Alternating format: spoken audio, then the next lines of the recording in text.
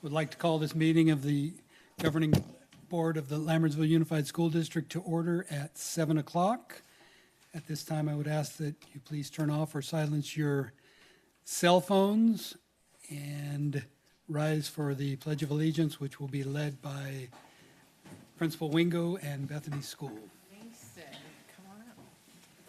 I have the very shy Mason Garner here to get us started. Ready, begin. I pledge allegiance to the flag of the United States of America and to the republic for which it stands, one nation, under God, indivisible, with liberty and justice for all.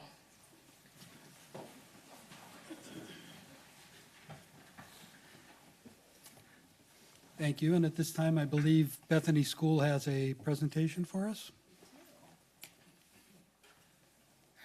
All right, thank you for inviting us here this evening. We have a presentation on the board, and I have members of my Science Olympiad teams here tonight. So ladies and gentlemen, come on up. You guys, yeah. And as they each have slides popping up, and as that happens, they'll each step to the microphone and share with you. I'd also, though, like to acknowledge one of our coaches, Mrs. Hunt, formerly known as Mrs. Swankhausen, if that name is unfamiliar to you.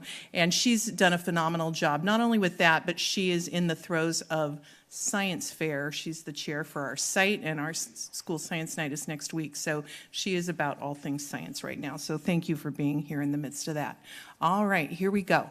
Let me get the clicker. So Bethany Science Olympiad. Like I said, we have two teams, red team, which has 18 students, gold team has 18 students, and then in the B division, we have one team with 15 children, so we have lots of kids participating. And our first event is hot air balloons, so we will let our red team members step forward. Don't be shy. We know you're not shy. My name is Rishi Patil, and I'm in red team hot air balloon. My name is Vishwa Kotipalli. I'm in red team hot air balloon. My name is Ritanya Sivasubramanian, and I'm in red team hot air balloon. My name is Kirti Reddy, and I'm in gold team hot air balloon. My name is Mason Garner, and I'm in gold team hot air balloon. My name is Ragni Maheshwari. I'm gold team hot air balloon. My name is Yoshti Gay, and I am in a red team wind power. My name is Paris Marok, and I'm in red team wind power. My name is Fiorella Auki, and I'm in red team, and I'm in marshmallow catapult. Welcome to all of you. We got one more here, hiding in the back. My name is Tessa Frank, and I am Team B, and I'm doing Mission Impossible. All right. Is anybody saying anything about hot air balloon? Okay, come on in quick. Did you know that a hot air balloon produces hot air which allows it to float in the sky? The air transfers, the air heated the air had the air the sorry the air heated the hotter the process the air needs the type of heat the hot air balloon needs inside it was the process of heat convection. This causes the air molecules in the balloon to spread out and become less dense. Less dense is lighter than the surrounding cold air and pushing the balloon upwards. And this is how the hot air balloon floats. When the air inside the balloon gets colder, it automatically sinks.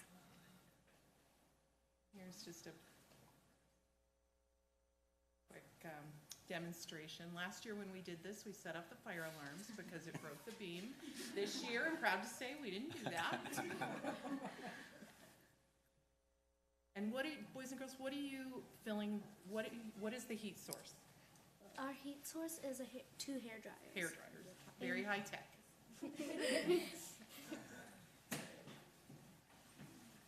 So then I'm guessing you would need a long cord for that to actually, So there it goes. Note the alarm, not going off. And yeah, and as it cools, then it hits the ground again. All right, then our next event is the marshmallow catapult. Come up, here it is. We built a catapult using a mousetrap, wood, and a few screws. It has a trigger and can be adjusted for different distances. I learned that the mousetrap uses potential and kinetic energy.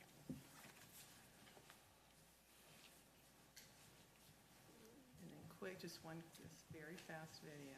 The next one, I think. Oh, is it the next one? Yeah. Oh, there we go. Think about how much your dogs would love to have this. Munching marshmallows, right? sweet. And then wind power. And you guys aren't talking because you talk in the video? Is that right, or yes? Is there sound? I don't know. We'll play it and see what happens. Or maybe not. Why don't you, one of you quick tell what's happening here?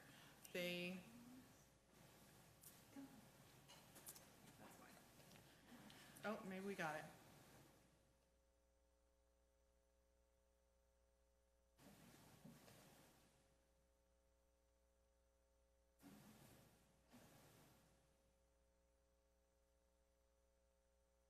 That's okay. Just real quick, say what's happening. So what, you're using, what kind of energy?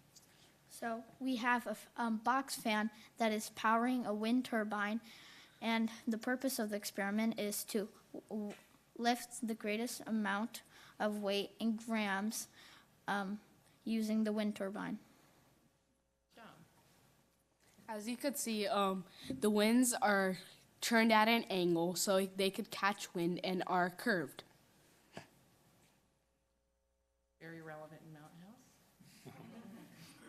And then Tessa, last one. She has worked a long time to build this machine. There we go. Why don't you tell about it, and then we'll quick show it, and then we're done. This is my build event Mission Impossible. This machine is also called a Rube Goldberg device. This device is supposed to do a series of small machines or small events that flows into each other to complete a major event. In my case, it was to lift up a cardboard flag. Oops, no, that was it. There's a video. Yeah, that one's it, yeah.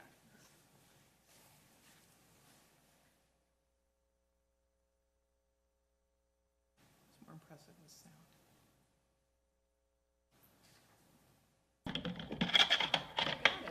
There we go, and there goes the flag. So a lot of engineering goes into making that flag pop up. So good job, ladies and gentlemen. Thank you.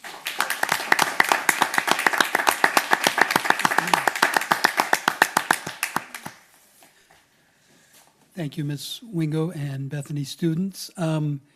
If Bethany students would like to take this opportunity to go home and do their homework or whatever, it would be a fine time to do so. Thank you very much.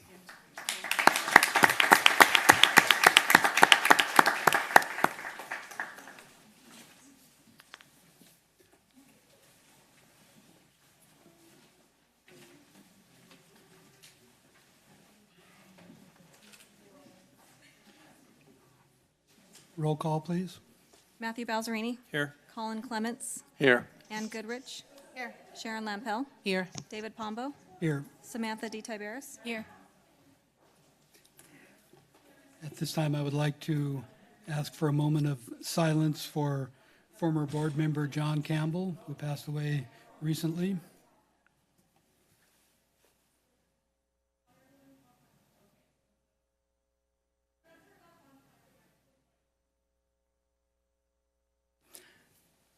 Thank you. Moving on, approval and/or corrections to the agenda. There are none. Move to approve the agenda. Second? All in favor? Aye. Opposed? Agenda approved. Presentation, speech and debate team, Mountain House High School.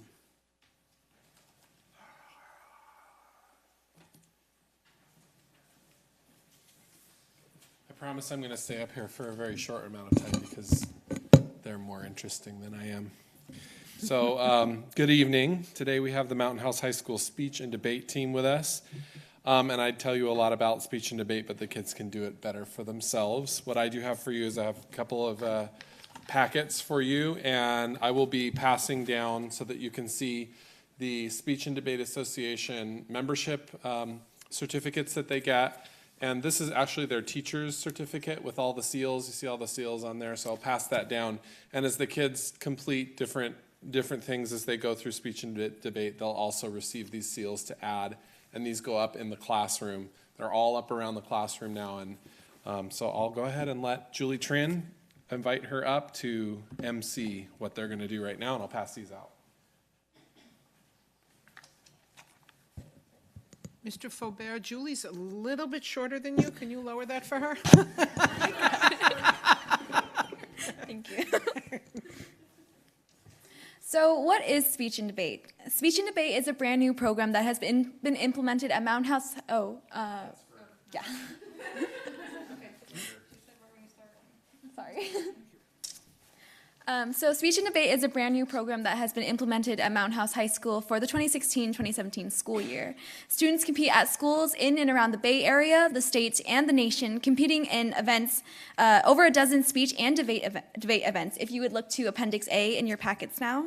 These events include 5 different styles of debate and 12 individual events in the world of speech, spanning from platform speeches that the students write themselves to interpretations that are written by others but performed by the students, as well as spontaneous creations in the world of extemporaneous speaking.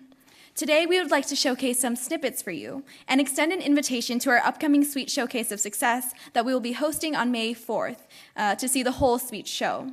Today we'll be having D.V. Bamani performing an expository, which is an informational speech often enhanced by the ability to use visual aids. Can I invite Chris Rivera up now to show his expository? So traditionally, visual aids for expository speeches are, as shown here, on poster boards created by the students. So can you just give us a little idea of what your expository is about? My expository is about celebrity life and why these people are famous and who puts them on such high pedestals.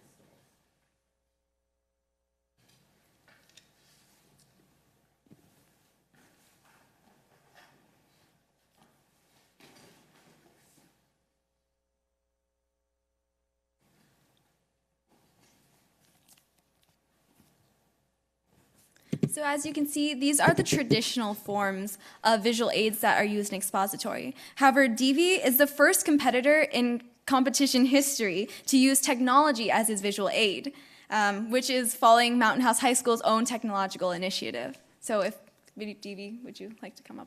And then you can start as soon as he begins speaking.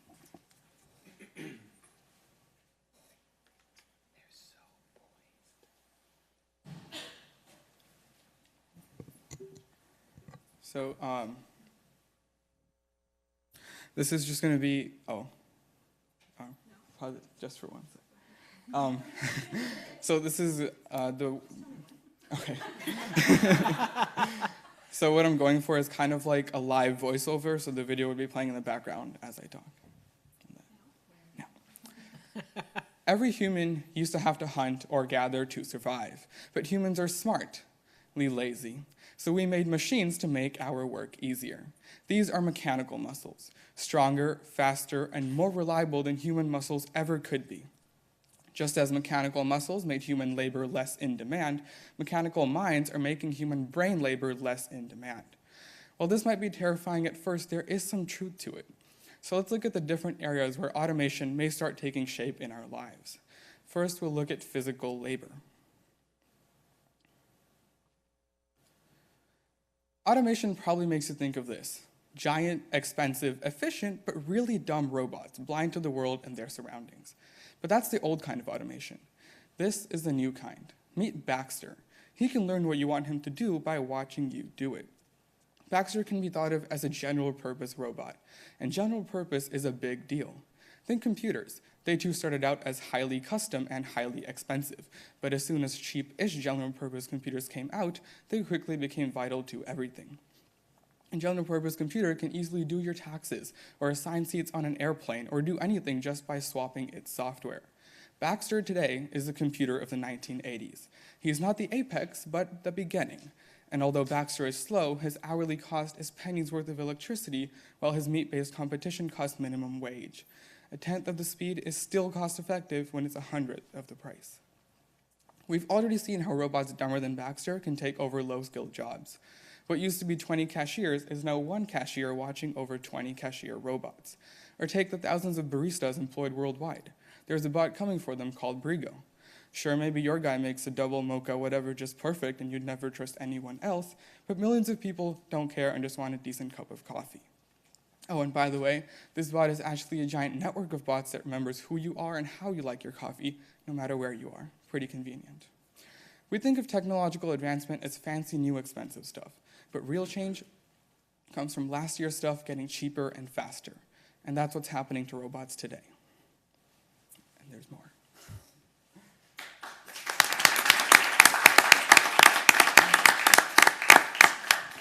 So I will briefly go over what we've accomplished so far this year. So far in our inaugural year, we have become the largest growing program at Mountain House High School, and our numbers can continue to grow literally every day. Currently, we have 67 members, 52 of which compete regularly.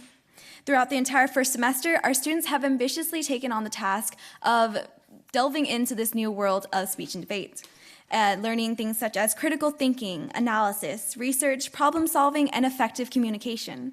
In almost no time at all, we were actively applying our knowledge through competition. As first years, our team has competed and excelled at the varsity and novice levels, bringing home over 60 individual event awards and team awards, along with immense pride for Mountain House High School. However, these successes didn't come easily. Our students put in endless hours of work to perfect their debate and speech events, and oftentimes they spend all of their extra time in the debate room, whether it be lunch or after school. An example of this would be the teamwork that is exposed in the duo interpretation by sisters Iman and Donia Gaith, entitled When I Was a Girl.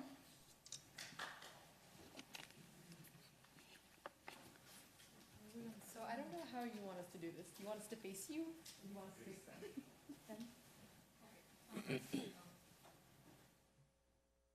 That doesn't move. And since you aren't at the podium, if you could try to speak loudly so that the feed can pick it up. And we project well, but we're sorry we show our best to you. Right?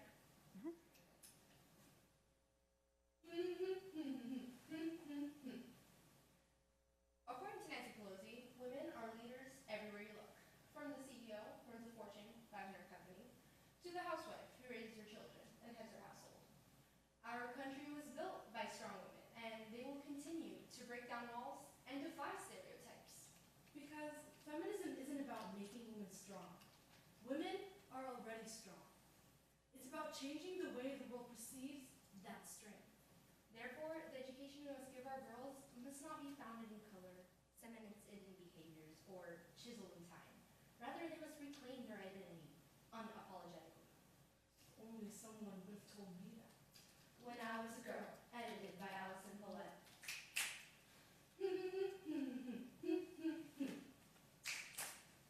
When I was a girl, I was taught to say I'm sorry. I'm not sorry. I was taught to be pretty. I don't look like they want me to. I was taught to be seen, but not heard. I have a voice.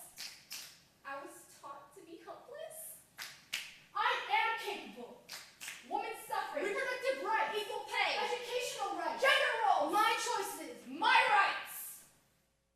When I was a girl, I knew I would grow up to be many different things. A nun, a priest, an actor, a nurse, a doctor. And now that I am a woman, I realize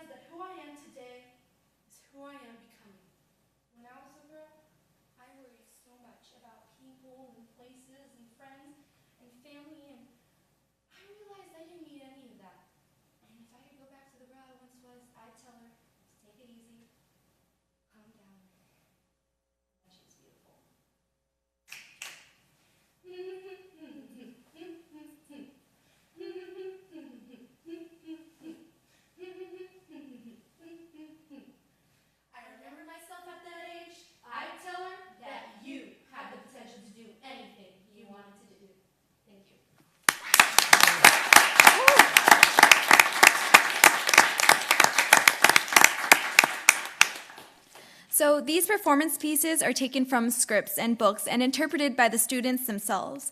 Although unlike a drama or a play, they're not allowed to have costumes, props, or any physical interaction with another person or object. Here we also have Jackie Aza, who will be performing a dramatic interpretation entitled Finding God in the Rwandan Genocide.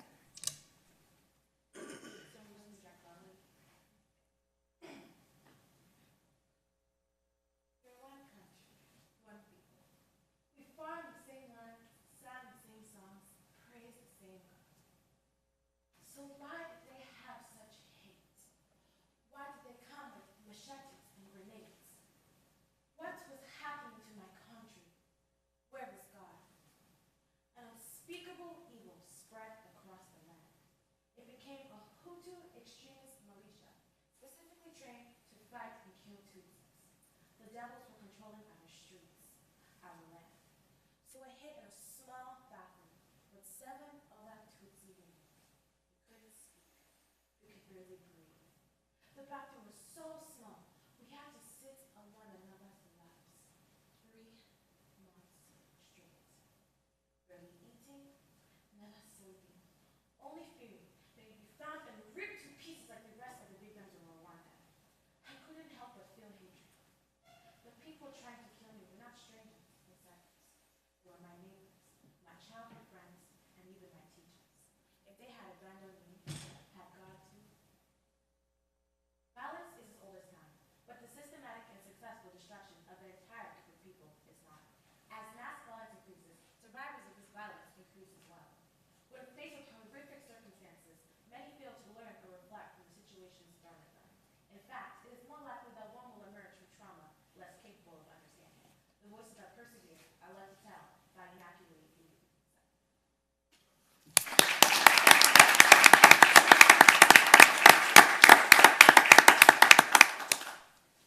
As a new program, we are hopeful for continued growth in the upcoming years, as well as creating a renowned team.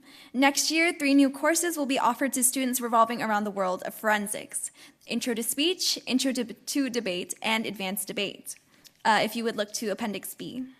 With the guidance of our fantastic coaches and the knowledge that students have obtained in the previous year, we not only plan on growing our team and progressing to higher level tournaments, one of which is an international tournament at Berkeley University, but making a difference in the world as we graduate with honors from this program and scholarships to colleges, also if you could look to Appendix C.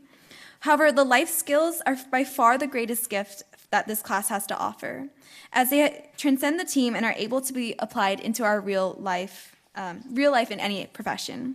An example of this will be given by Simon Hannon, performing an impromptu speech. He'll be given a random topic and 30 seconds to prepare a speech about this topic. What better way to prove mastery and application than this? Can I have my phone, please?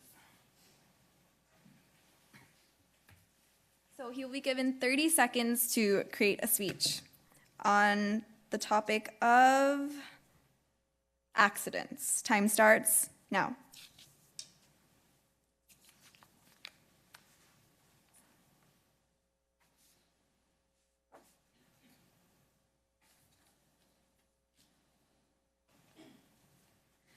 As he's taking his prep time, I would just like to thank you for supporting our team and taking the time to listen to all of us. Should you have any further questions, please feel free to talk to us or come to our competition this weekend at Bear Creek High School in Stockton. We obviously would love to talk to you. And that is time.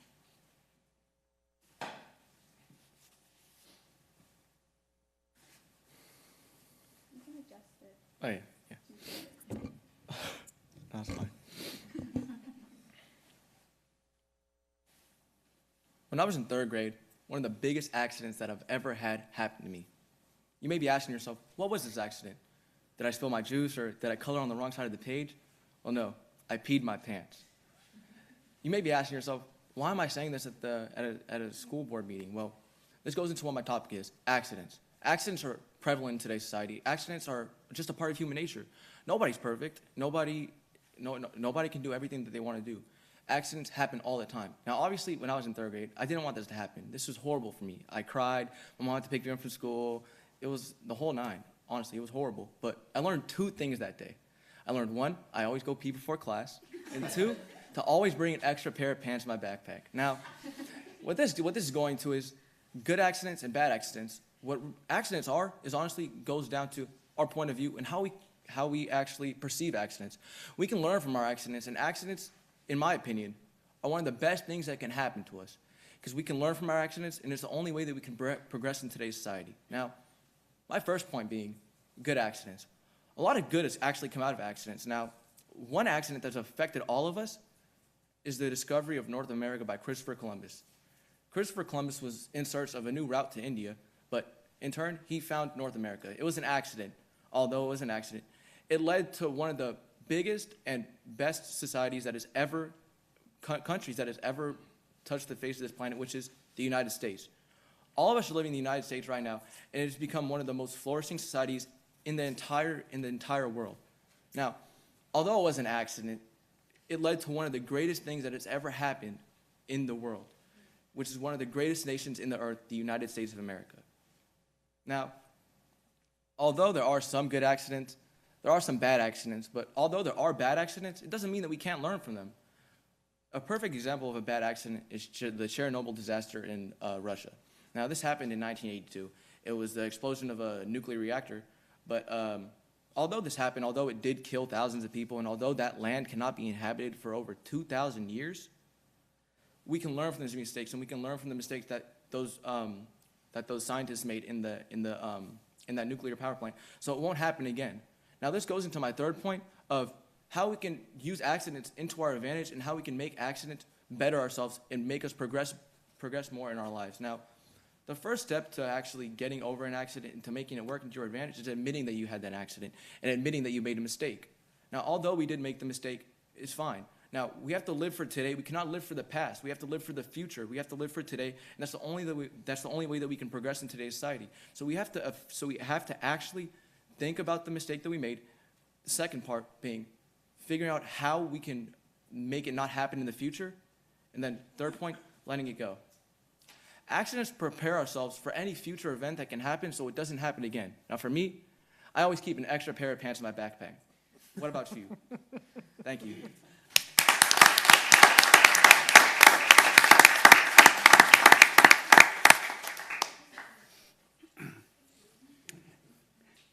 Thank you, students. It's clear from those performances why we are so successful in speech and debate and why I'm sure we will be even more successful in the future. Thank you.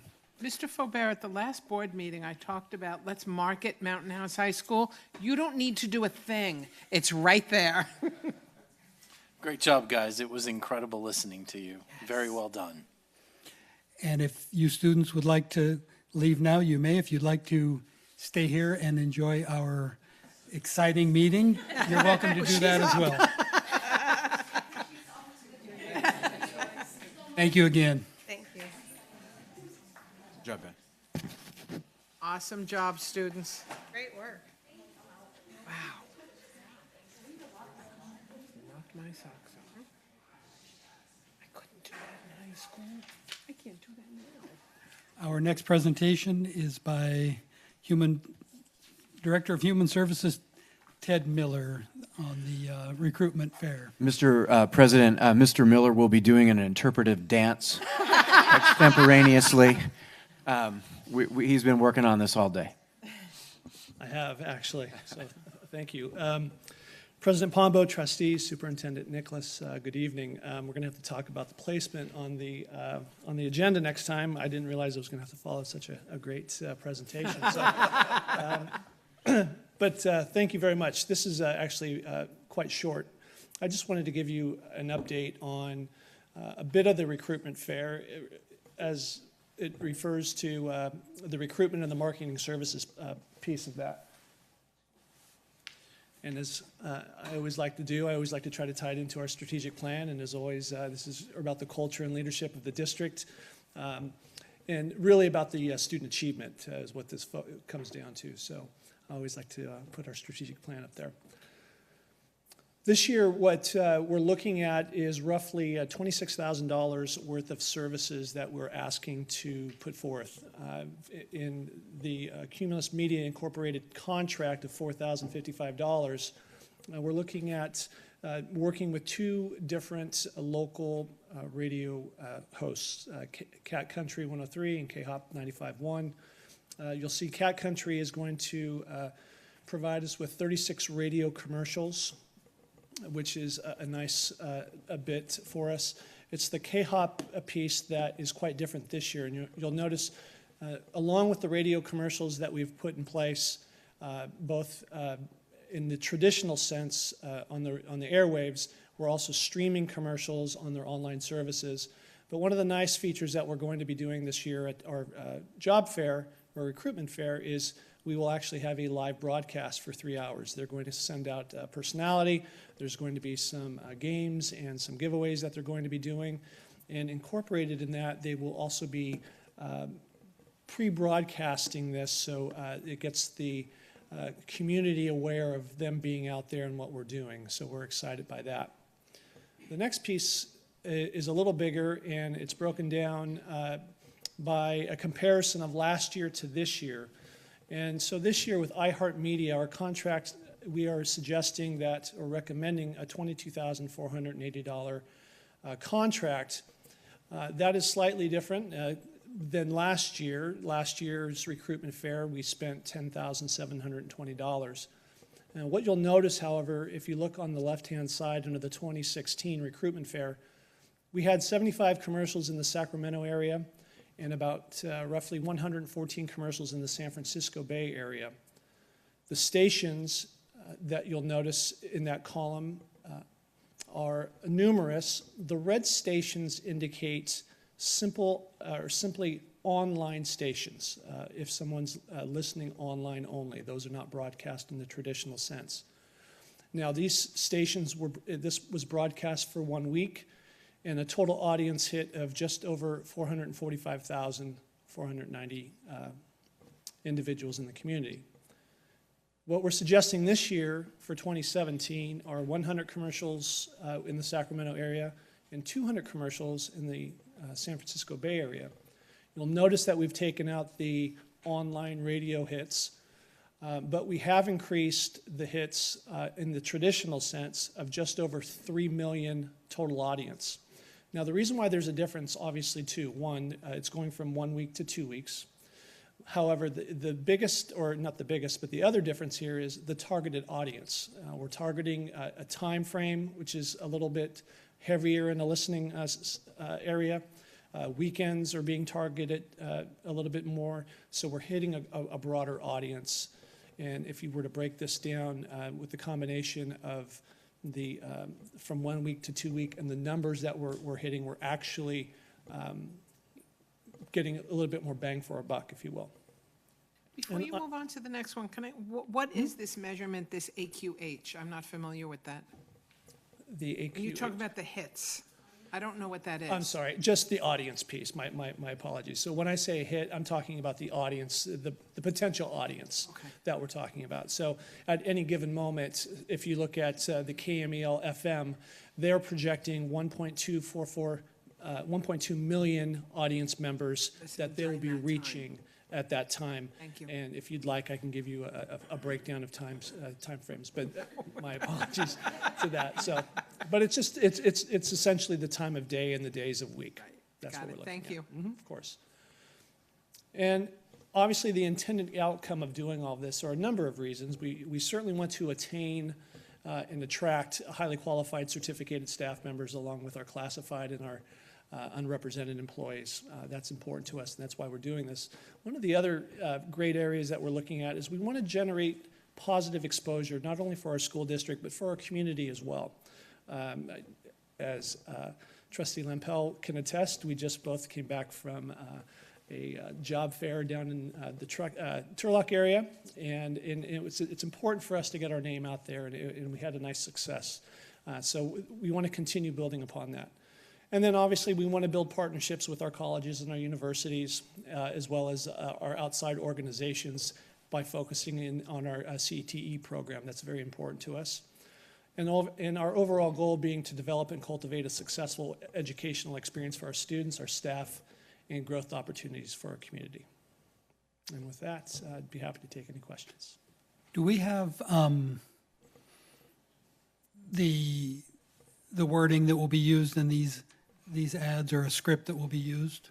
Yes, so we're working on that now, and that will be approved through the superintendent's office, and if you'd like, we'll make sure that we get that to the board as well. Right, that would be nice to hear before I hear it on the radio. Absolutely. We'll make sure you get that. I was going to say, you have my full support on anything that we can possibly do.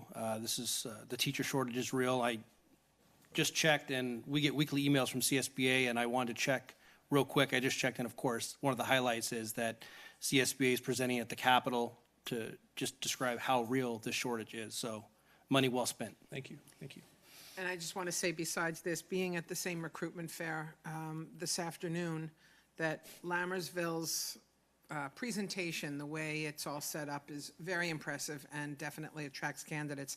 I don't mind being at the same one because we don't compete. We're in different, teachers aren't going to commute that far, so. Thank you. Yeah, I looked across the room and there was Matt's face on the video. This looks really good. I did have a question. Is there going to be advertising on edjoin.org also, or? Yes, so we'll have it on EdJoin. We have it on our website, and then we also have it set up for people to pre-register. And so we're pushing it out. I'm pushing it out through our Twitter accounts and also on our LinkedIn account as well. So, yeah. Great, wonderful, thank you. Okay.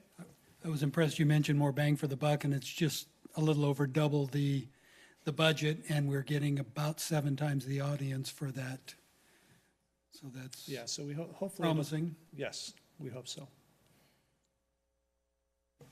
Any further questions from the board? I'm looking forward to being there. Great, thank you. Thank you, sir.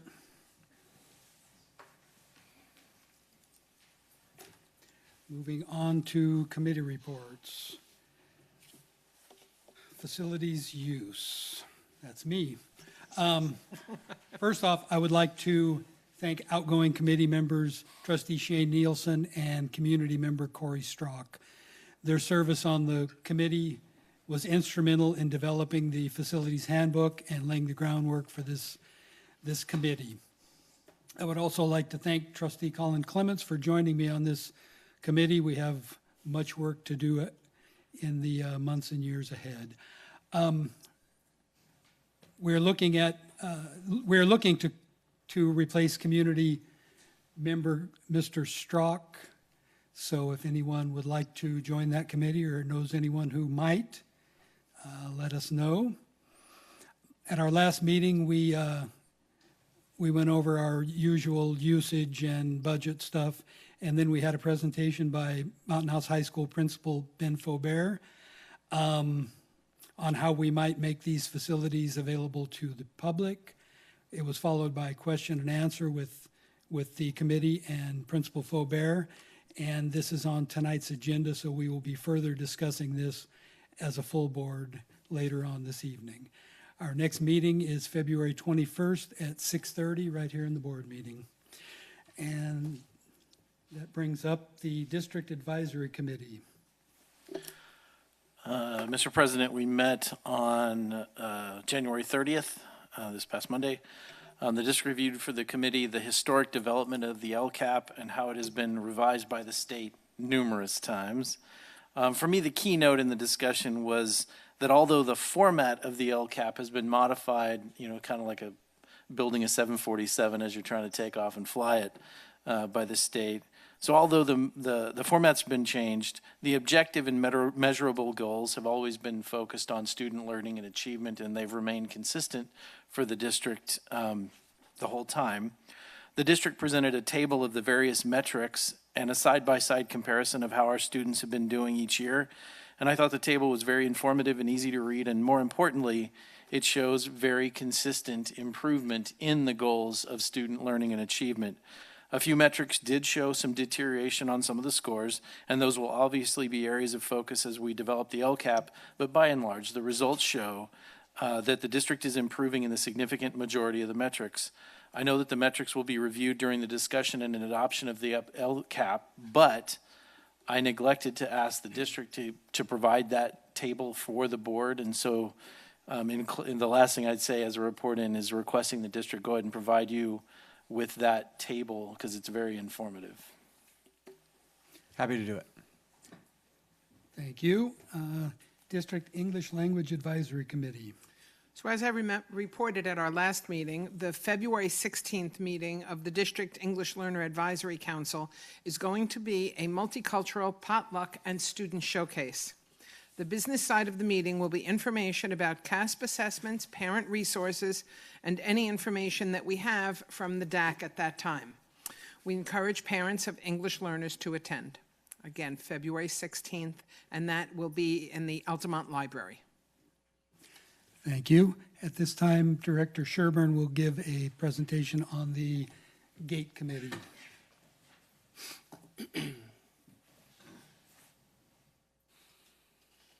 Good evening, trustees, Superintendent Nicholas. So it is my pleasure to let you know that we are beginning to really take some shape with starting our first cohort of GATE students here. So I have a brief overview up here. We've developed a 3-year plan to start phasing things in. This would be currently year 1 that we're talking about, our existing year. And right now we have been, as you're aware, testing 5th grade students to do identification. And we are just a couple weeks away from being able to send out letters to parents notifying them of the results of their students who have been tested. We expect that we'll have between 20 and 30 students out of this group that will be identified as eligible for GATE. So what we're looking at doing is offering an after-school GATE pilot program for this year.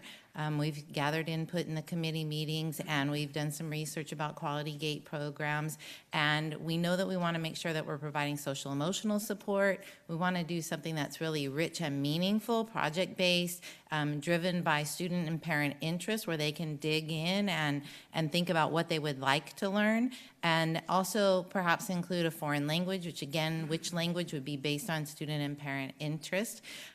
In order to do that, we're looking at hiring a GATE lead teacher that would be an after-school hourly pay type position. This person could get some additional training in what it is to work with gifted students and what are the characteristics of it in developing a GATE program. They could help provide training then initially to our general education teachers in the classrooms on how to accelerate and enrich the curriculum for the students in their general ed curriculum, as well as lead and design the after-school program that we're piloting this year.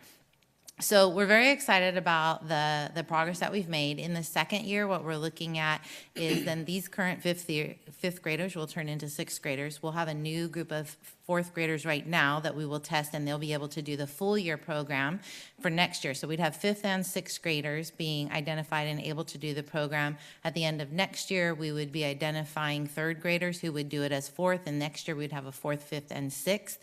At the same time, we'll continue to evaluate our after-school program and make some tweaks and some developments, probably add some other staff in, continue to go out and train the additional teachers at the school sites in how they can support and differentiate instruction to meet the needs of our gifted learners, and develop some additional enrichment lessons through the Guru program that we've been doing. So that, in a nutshell, is the progress that we've made to date, and I think we are really starting to get some shape to this program.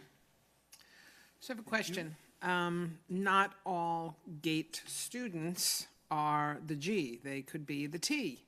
So do we have some kind of alternative nomination for a child to be GATE identified? We are accepting nominations in the areas of creativity and arts talented, and as well as in intellectually leadership.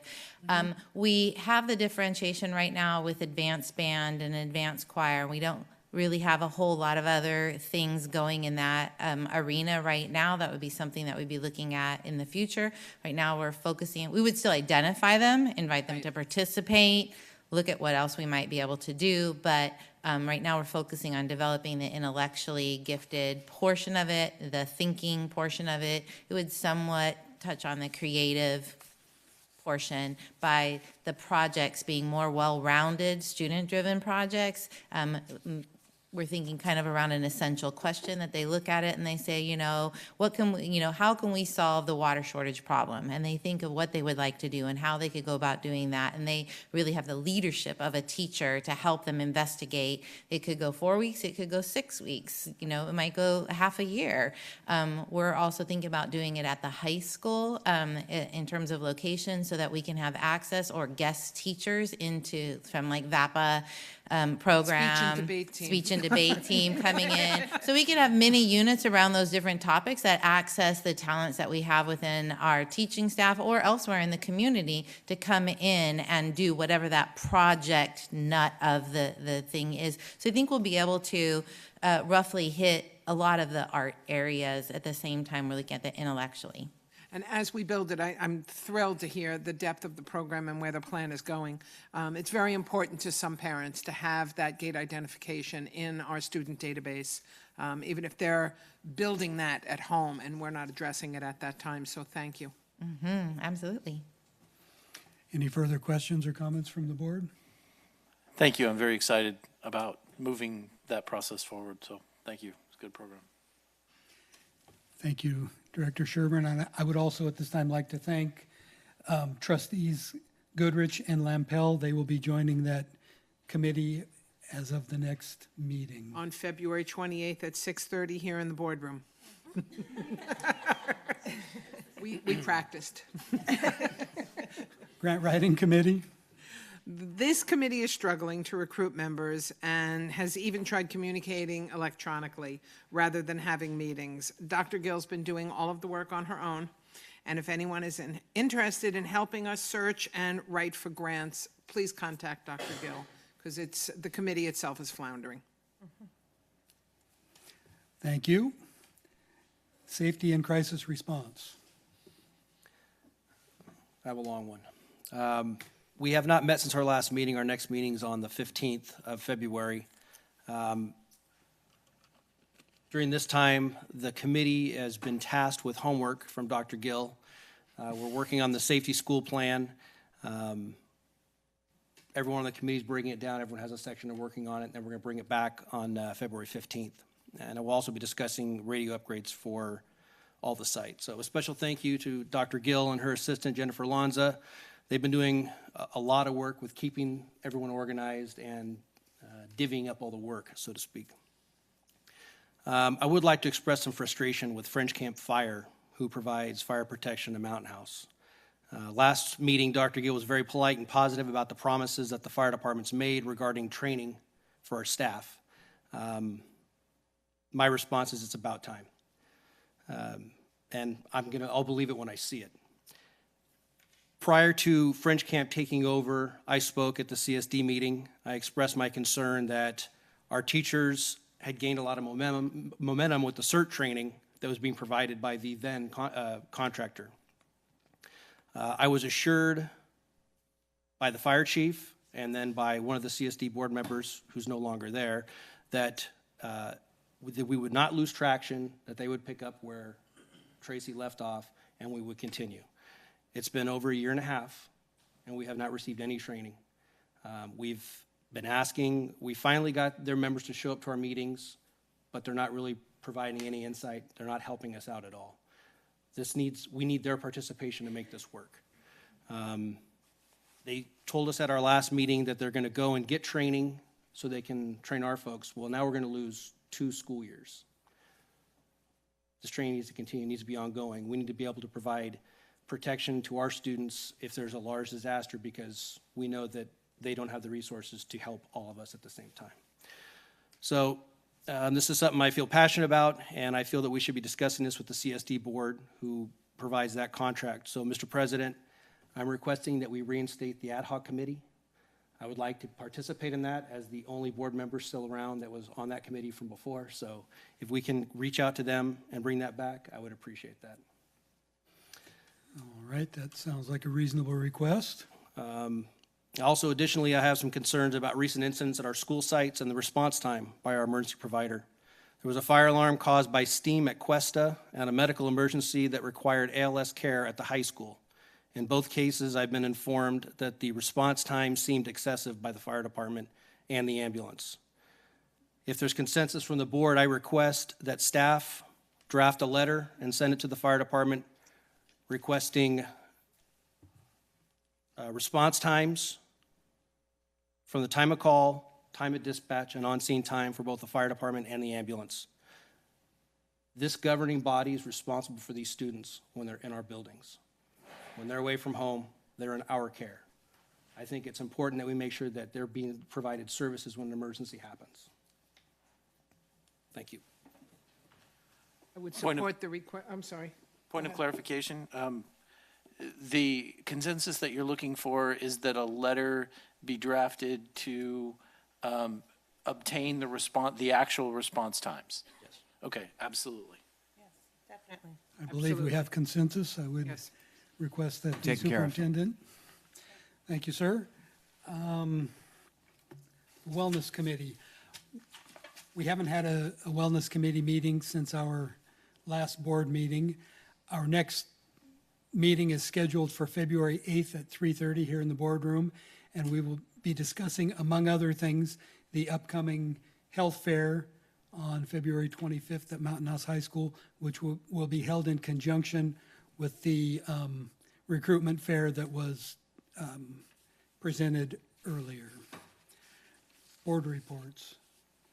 Madam Student Trustee? Okay, so one of the first things I did since the last board meeting was the dance team competed in their first dance competition ever in Mountain House. And we took home 4th place, which was only 4 points away from the team that scored 1st place. So going forward, we keep working hard. We hope to see more success with the dance team. The second thing is the award night that we had last Wednesday at Mountain House High School. It was the very first award night that we've ever had for semester awards, and I think around 670 students received honor roll of various kinds. And in addition to that, there was Marvelous Mustang Awards and department awards, and I would like to thank the board for coming to that.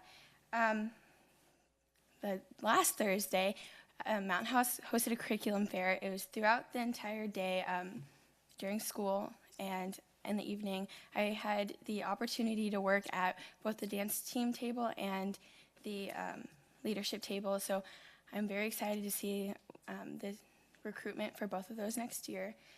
And then last Friday, I got to go to the Tri-Valley Leadership Conference in Dublin, California, and I had the opportunity to collaborate with a bunch of different students from more developed leadership programs, and I learned a lot that I can take back to our school to further develop our program and to further do things for our student body. Actually, leadership took home the award for the most spirited school, and that was our 2nd year going to the conference, and all the other schools have been there going for 10 years, so it was really amazing to see that. And then lastly, it is election time for ASB again, and I will be rerunning for Academics Commissioner for my 3rd term. Very good. Good luck. Thank you. Thank you, Samantha. Trustee Goodrich? Well, since the last board meeting, I attended the fabulous award ceremony at Mountain House High School and was amazed at the amount of academic talent, but also I was very impressed by the comments that the teachers made, the thoughtful comments that the teachers had to make about the different students that received the awards. It was clear that students who received honors were not just recognized for having outstanding grades, but also for making improvement in that area or for their citizenship in the classroom. And I wanted to commend the teachers for those outstanding comments. I know as a teacher it takes a lot of time to put those kinds of things together. And I did want to also thank the leadership of Mountain House High School, the students, and Samantha for suggesting that and bringing that to fruition, making sure that that happened, because I think that was a great addition. And I was amazed at the number of students who took home academic awards. I also attended the curriculum fair at Mountain House High School and was excited to see so many students who stayed late into the evening to get other students and new students excited about different things that were going on campus, and just the spirit that's sort of infusing the high school. It's really, I think, contagious and shows off what great things are happening at our high school. So, great job. Thank you. Trustee Clements. Mr. President, since the last meeting, my involvement in the district has been limited to the District Advisory Committee and the Facilities Committee meetings. I was unable to go to the award ceremony. I really wanted to. All I can say is with a new job, it's kind of busy, but I'm going to smooth that out and be more involved.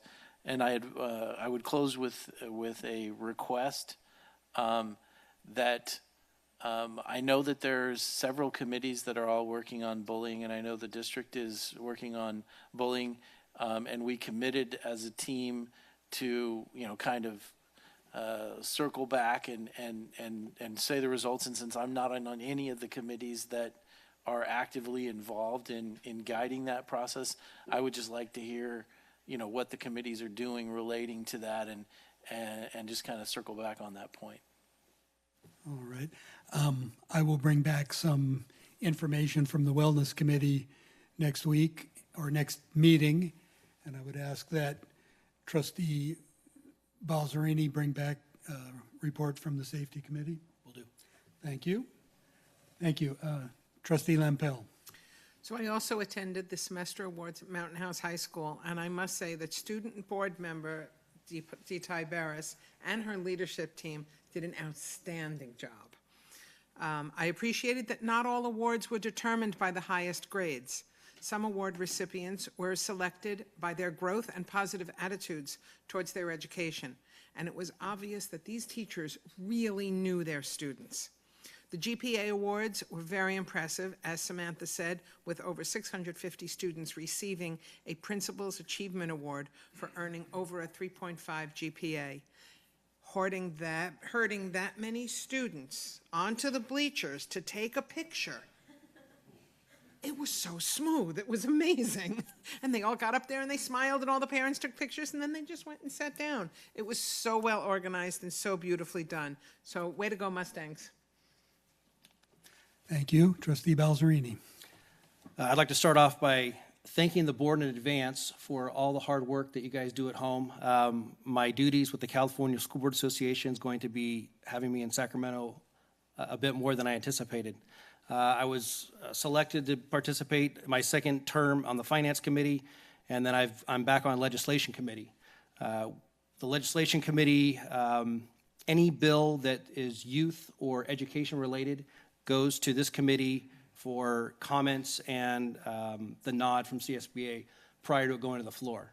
So when something serious comes up, they want us to hopefully try a conference call. If not, we have to run up to Sacramento.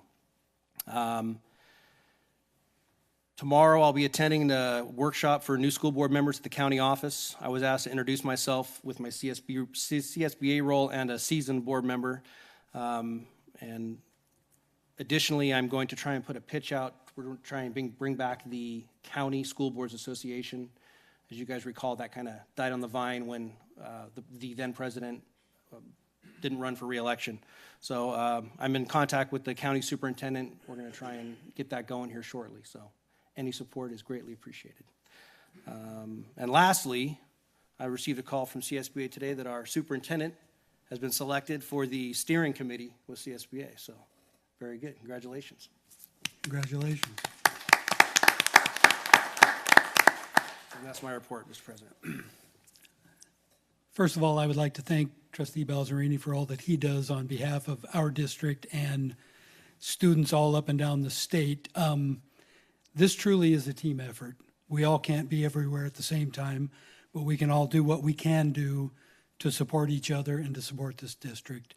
And I would also like to thank everybody on the board for what they do for this district. I would be interested in being involved in a county school boards association.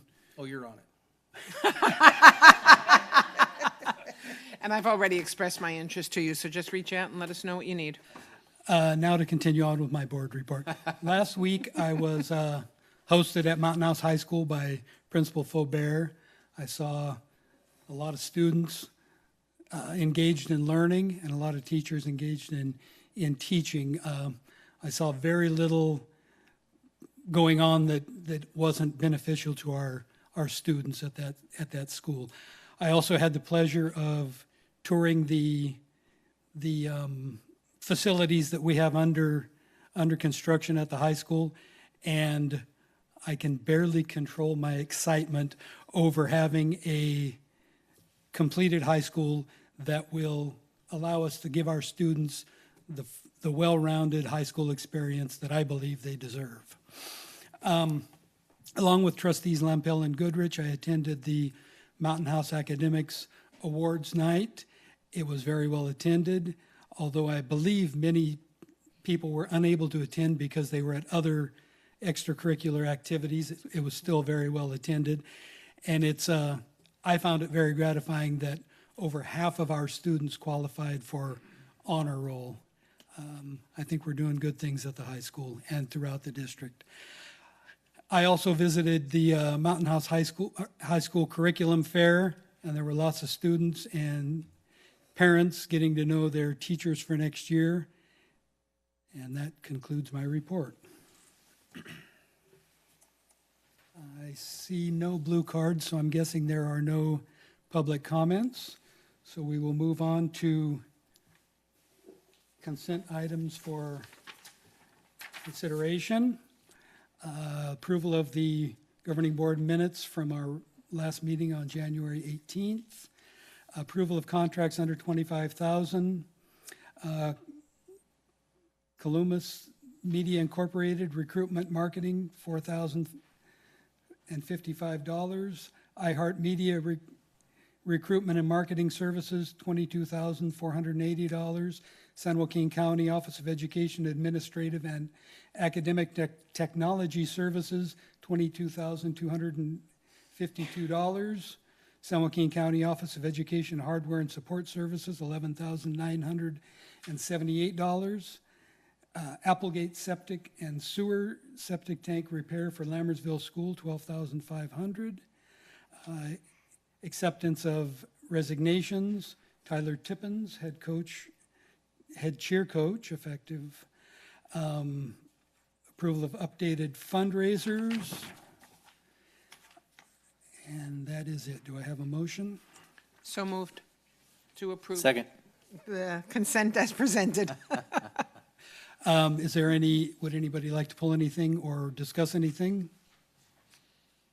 All in favor? Aye. Opposed? Motion carries. There's no hires for me to announce. District Administrative Report, Superintendent's Report.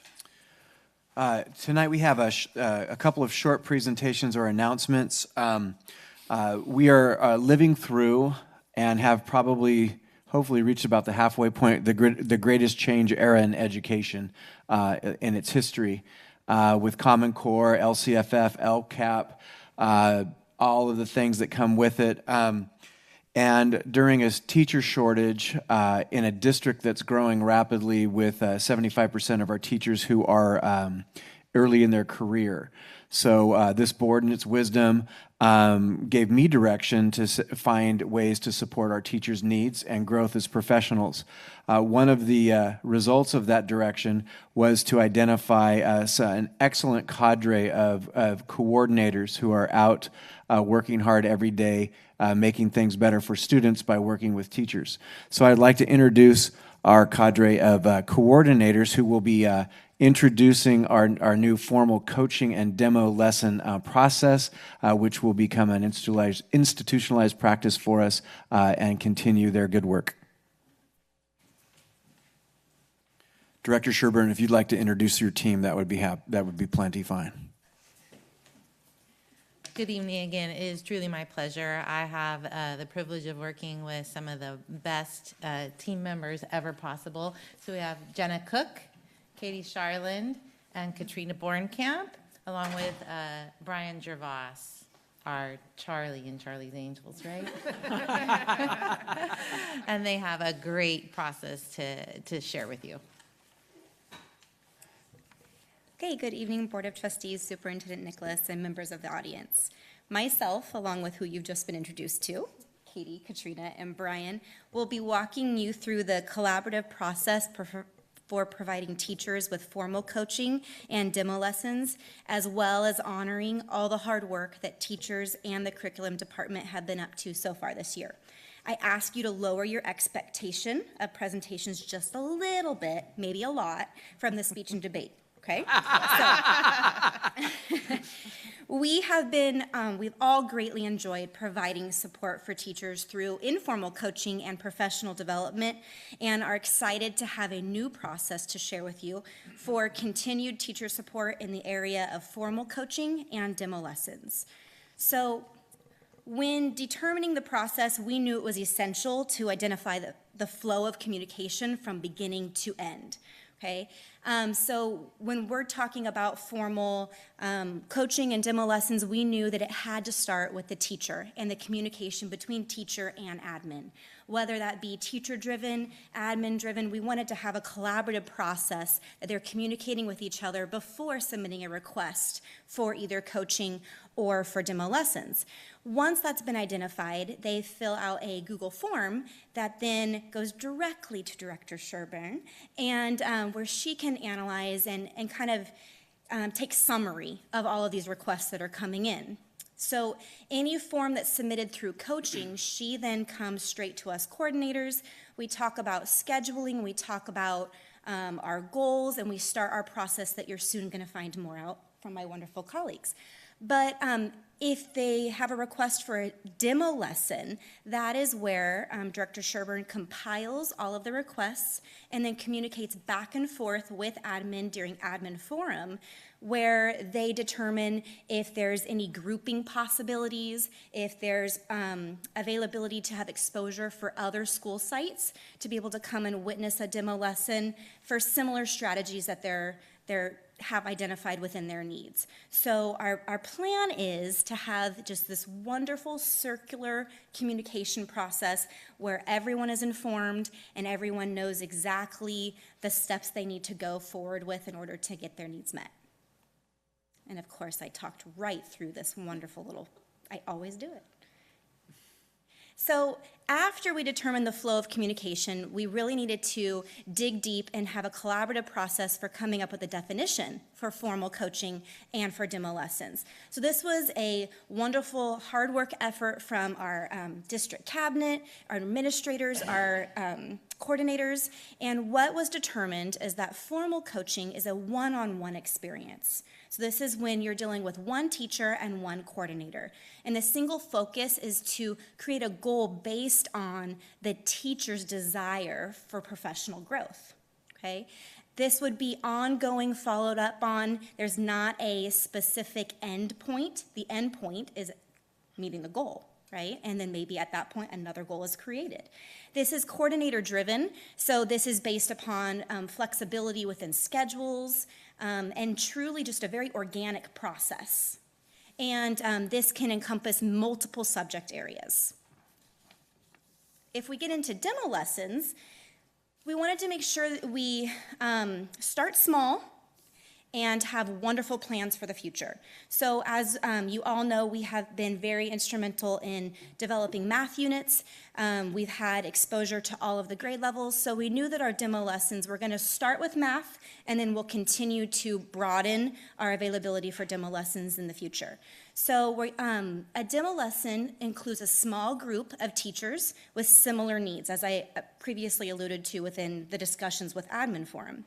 So the focus is on classroom use of instructional strategies, again within math at this point. It's a one-time process. Once this skill or this strategy has been identified, it's demoed and or a model lesson is put forth, and then from there we have a debrief that you'll learn about in just a little bit. The idea of a demo lesson is going to start off with coordinators presenting the demo lesson. But as this grows, we completely have witnessed many teachers out there that have mastered the trade of certain strategies or centers, and they're doing it fabulously within their classrooms. So this can evolve into a situation where a master teacher is identified, and then teachers along with the coordinators go and witness a demo lesson being done within a classroom. Okay? The coordinator is, again, leading this and supporting this all along the way. We put in there the 2-week lead time due to scheduling and getting all of the teachers and all of the components of the lesson together to be able to make sure it's done with accuracy and with success.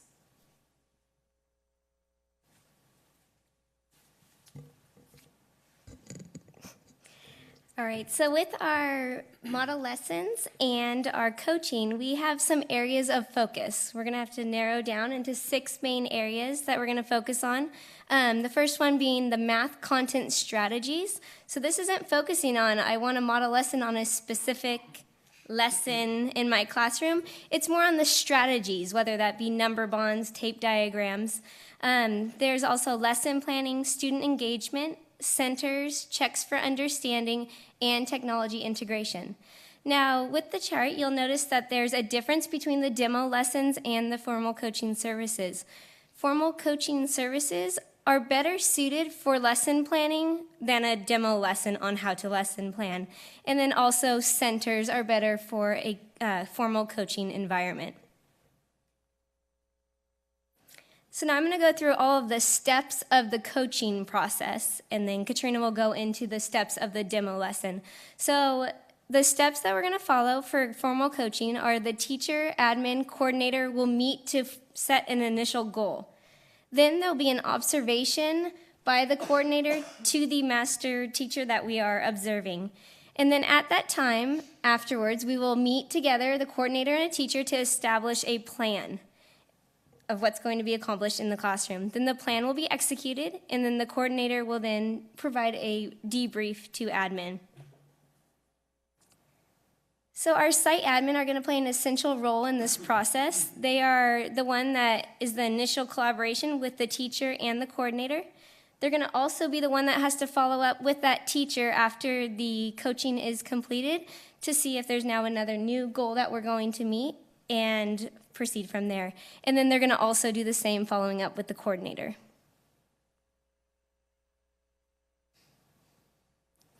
And then the purpose behind that initial meeting between the teacher, admin, and coordinator is for us to establish the goals. We want to get everyone on the same page. We don't want anyone caught off guard with, whoa, why is the coordinator here? What am I doing here? So it's just to make sure we're all on the same page. And then finally, their job at that meeting is to set up that date for the initial coaching session.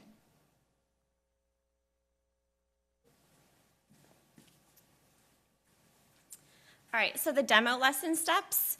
So these are going to be the steps needed in order for the demo lessons to happen. And so we're going to focus on the math demo lessons. And for ELA, we have our publishing companies coming out and doing demo lessons for teachers, which are starting very, very soon. So for the math, which is what we're going to do, we're going to go into the classroom and we just want to observe. We want to see like what checks for understanding the teacher does, just so when we come in, we kind of have a process of what's going on, and it's not a brand new thing for the kids when we come in. So we just want to kind of establish and take sight of what's there, so when we come in, we can kind of follow those same procedures that the teacher already has in place. We will meet with the teachers that are from that site and or other sites. We'll all come to one place, and we're gonna have a pre-lesson. So we're gonna talk about what that lesson's gonna incorporate prior to going in and actually teaching the lesson. The lesson will happen. We'll meet again after and kind of have a post-conference about it and debrief what is going on, what they saw, what they want more of, or anything of that sort. That will kind of follow up with reflection and anything that we think admin might need to follow up with. We make sure that we kind of keep that chain of communication going, so if we need to readdress something in the future, that's always an option as well. Oops, I went backwards. So again, site admin will have a role. They're going to be invited to come to the pre-lesson and the demo lesson. We want them to come to the post meeting for sure. We really want them to come to all three, but there's just an invitation there. And then at the end, we're looking for admin to, again, continue the follow-up and the feedback and the coaching. So we don't want to forget anything. We want to make sure that we're just always there reminding. So the purpose of the demo lesson meetings and the classroom observation. So I kind of stated we're going in, we're looking to see how the room is arranged, all the things that they already have in place. Also looking to see what the kids already know about math. So we make sure when we come in and we're picking up from that specific place, they're not staring at us like a deer caught in the headlights, wondering what it is we're talking about. So we're gonna make sure that we're kind of on the same page with that class that we're gonna go in and teach to. The pre-lesson, we're going to have a focus and objective. We'll walk them through what that lesson will look like and talk about the strategies that were going to be used in that lesson in regards specific to math. The post-lesson, again, it's kind of a debrief of everything that happened, answer any questions, and then hopefully they're able to take things away from that and then hopefully apply it to their classrooms would be our goal. So we are asking for the 2-week lead time, like Jenna had stated, just to give everybody time to coordinate what site, who needs a sub, or whatever it may be, and then also to give us time to prepare for that math lesson, go in, do that observation prior to coming in, and just get all of our ducks in a row. It will be something that Heather takes to admin forum to decide if we can, merge some people together if they have common needs or strategies that they want to see in action. Heather will assign it to one of us coordinators, and then this whole kind of process begins.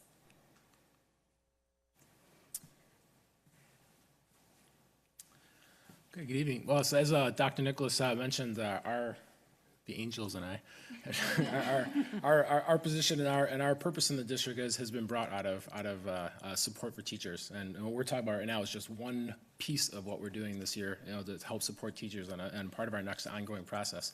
So we'd also just take a quick look back at some of the things that we have done this year, helping to support some of the teachers, particularly with our PD. We've had our math PD days this year. We've supported our TK through high school grade level teachers.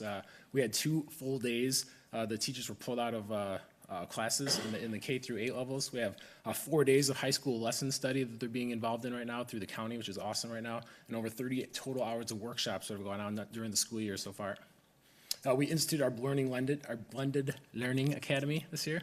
We had 25 teachers that are part of this inaugural program. We got them some great technology. They're doing some really fantastic things in their classes. We meet monthly. They came for 5 days this summer. We've been into their classrooms to see some individual observations. They've shared out with some of the things. I think we have our technology meeting tomorrow in one of the teachers' rooms that's being equipped for some of the fun things. So there's some really cool things going on in that academy. We started our first new hire academy this year. We had over 40 teachers that were part of this new hire academy that were directly serviced through us.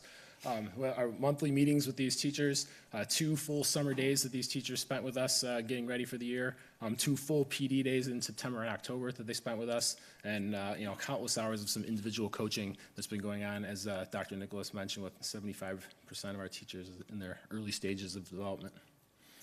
Our math assessment analysis, we have developed our own math curriculum this year, and so even as the math curriculum has been developed, we've been pulling teachers out of the classrooms to come in and sit with us to really look at these assessments and assess how well they're doing, how they're meeting the kids' needs, how they're meeting the teachers' needs, and so we've actually gone through our entire course selection of assessments, and we've actually gone through and reviewed them with the teachers. We're starting to look at the data that we're able to pull on these and see where things are going. So we've done this twice this year, once in the fall and once we just finished now in the spring.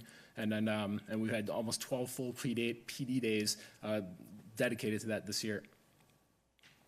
By our rough estimate, over 75 just informal classroom visits, on a day-to-day basis. Hey, Brian, can you come on over here? Katrina, can you come on over here? Like a lot, very little help through teachers just going on this year.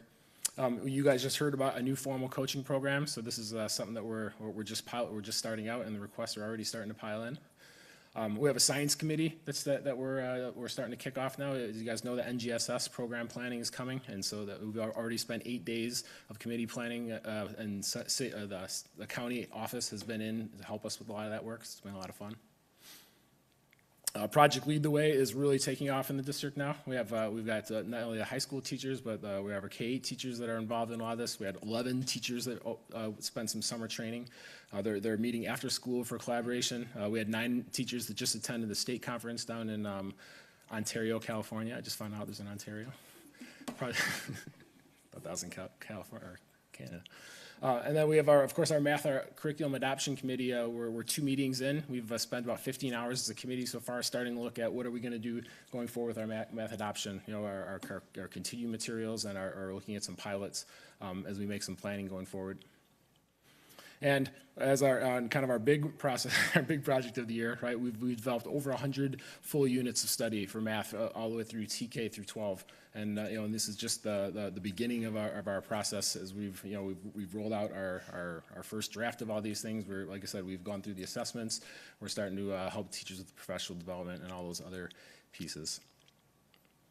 And we also, on top of that, we had a new ELA adoption that started this year. So if you remember, we adopted a brand new ELA package. So we are certainly spending this entire year taking questions and answers, helping teachers understand the program components. Well, they came in for 2 summer days with us and a full day professional development in October. And we have representatives from the companies who we're adopting from. They're going to be coming out and providing demo lessons and some PD in March and February coming up soon. And we've also started a new site tech mentor program. We have a teacher that's been assigned in each one of our buildings who's a kind of a de facto member of our team, and we provide them with some training this year, and they're the ones that are delivering that on-site immediate tech professional development or just help when teachers need it right there when we can't really be there at that time. So that's just a look back at what we've done this year and kind of look forward at our new process going forward, and we're happy to take any questions. Thank you. So it may not have sunk in. Who puts in the request for the coaching services? The teachers themselves? Yeah. So the teachers or admin. Yeah. I mean, the teachers would go through their administrator, and then we have a form that comes through that's the site admin. But it's teacher and admin driven. Yeah. In your plan, do you have any piece to get input from the teacher induction mentor? I don't know what they're called here, mentors, support providers. It used to be BITSA, it's not BITSA anymore.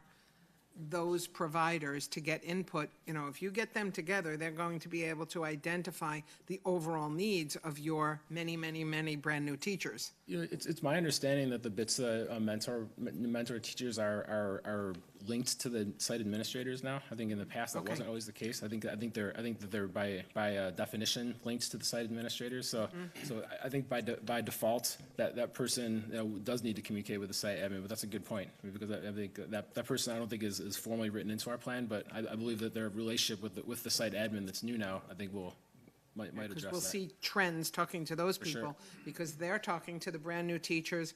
Your coordinators, those are peers. Yep. So and brand new teachers going to be a lot more open with their support provider, or what do we call them here? Mentors, support providers? Yeah, support providers. Yeah. They're going to be way more open to, I'm drowning in this, where they don't want to tell a coordinator or their administrator and admit that they're struggling. But first, second, third, fourth, fifth year teachers, they struggle in areas. It takes a long time to be, we never stop learning. You never become a total expert. And Brian, I think your overview addressed it. It looked like this demonstration lesson plan and the coaching, it seemed great for the long term, but as I was listening to it, I was like, oh my goodness, what about the immediate needs? But I think your presentation pretty much addressed that there are pieces in there to address the immediate needs. So when the teacher does have the backbone to say, help, that it's there. So thank you. I wish every district could have Charlie and the Angels. On the formal coaching defined slide, you kind of answered it, but the 4th bullet says it's coordinator driven. And my question that I wrote at the time was to ask for a little bit further explanation on what that means. But it's then later when you were responding to Trustee Lampel, you said that teachers could pull it as well as the coordinator pushing. So it's not only coordinator driven, right? Yeah, I think by coordinator driven, we just meant that once we identified what the goal is, that the coordinator is driving the our role, process almost like a teacher is driving a classroom. Yeah, I mean, like certainly there's some give and take between and a good teaching relationship, but I think that's what was meant by that. Further questions or comments from the board? Yeah, first off, congratulations. You guys have done a lot of work in a little time, and you should be proud. I know I am. Just a couple quick questions. As far as when you're pulling the teachers and you said you get a substitute to cover the class, have you had any problems with that, getting substitutes? Yes. I'm sure it goes along with the teacher shortage and, okay. Yes. It's been pretty good though, but yes. Okay. I guess that's it for now. Thank you. Okay. First of all, I wish all the teachers across the state had such a great opportunity.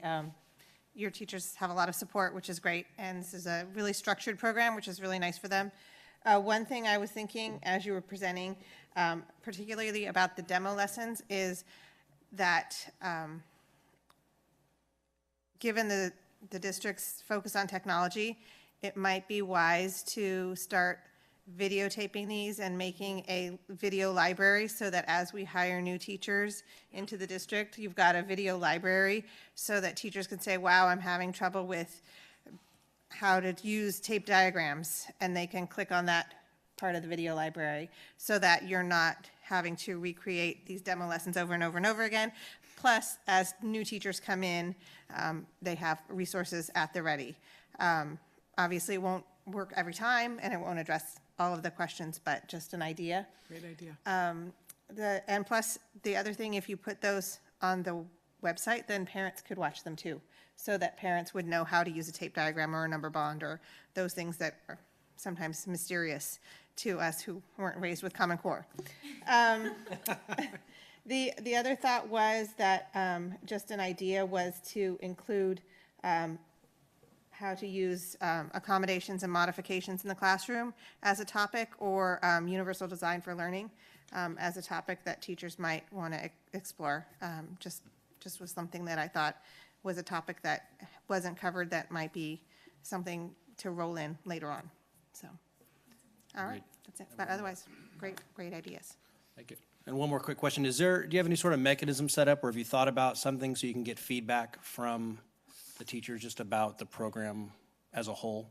The part of our formal demo and coaching plan does have a teacher feedback form as part of the process. If that's what you're talking about, or are you talking about our whole year's worth? I'm talking about the whole year. I'm talking globally. There were a lot of upset teachers in the past, and I'd like to kind of get our finger on the pulse of where we're at right now. Sure. We have lots of survey data from many of those pieces. We could put that stuff together for you. Right. Yes. I would just like to thank Director Sherburne and Charlie and the Angels for the presentation and all the hard work that you guys do. I think it's really, really something special in this district, this system that we've set up, and it seems to be working well. Thank you. It's our pleasure. Thank you. Thank you. Nice job. So to piggyback on that, I think it was last board meeting, we had a presentation on a project called the Professional Growth Committee, which is tied to Dr. Ken Feudernick and Management and Labor Relations. And this is part of the full circle we're trying to draw, because in addition to the support direct to teachers, the role of principals as instructional leaders, one of the pieces with the Professional Growth Committee will be site administration training on doing observations and having post-observation conversations, so we can, while we're developing our principals' instructional leadership skills and the ability to talk to teachers about instruction, we're also having the support on the back end being developed. So if there is a need for a teacher for support, we'll be able to provide that. So it's growing.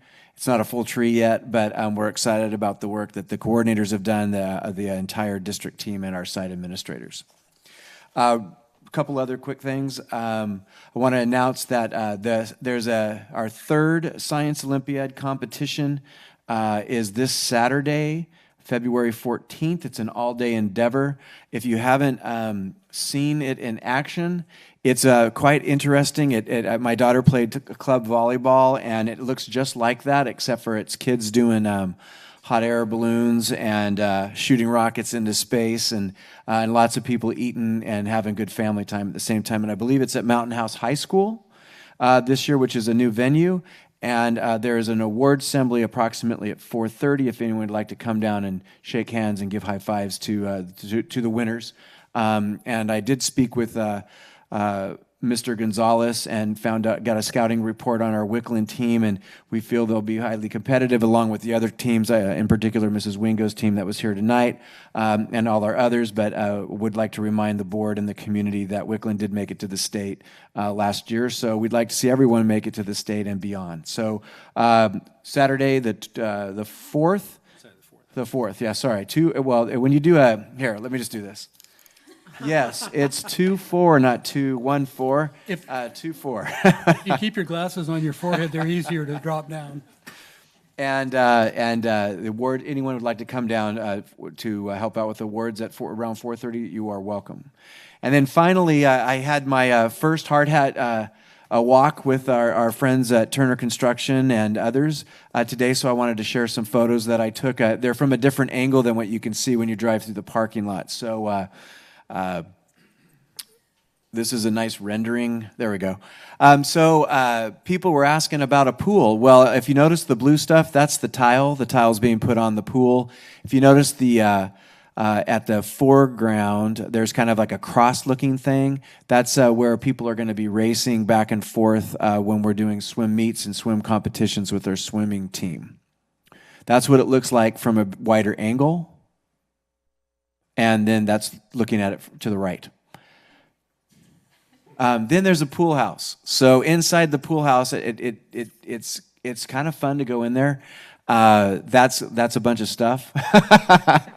But really, that's some where there has to be a pump room, and then there's a male and female locker room, very small, with restroom facilities. This is the theater, and this one picture I'm going to show, and then I might have to come back to it. So I want everybody to see the tennis ball colored jackets and the orange thing there. That's where the floor is going to be. So I want you to remember that as we go around. So this on the right is a classroom space. That's actually a restroom, but on the right and the left of that, you can go to the next slide. That is a look at the stage, and you'll see that the darker concrete area is where the first slope for seats are. We're going to be. You'll get a better view here in a second, and that's what they look like as they're drying or curing. So the area at the base of that is going to be open and free. So and we also, Mr. Faubert had a really good idea to have removable seats. So we have our own makeshift. What is it called? A pit, or orchestra pit. And if you, Noel, if you could go back to that first one, let me try to get one. Oh, that one, yeah. So if you pretend you were looking at the slide that was looking at the stage, and now you turned 180 degrees and you're looking back towards the back.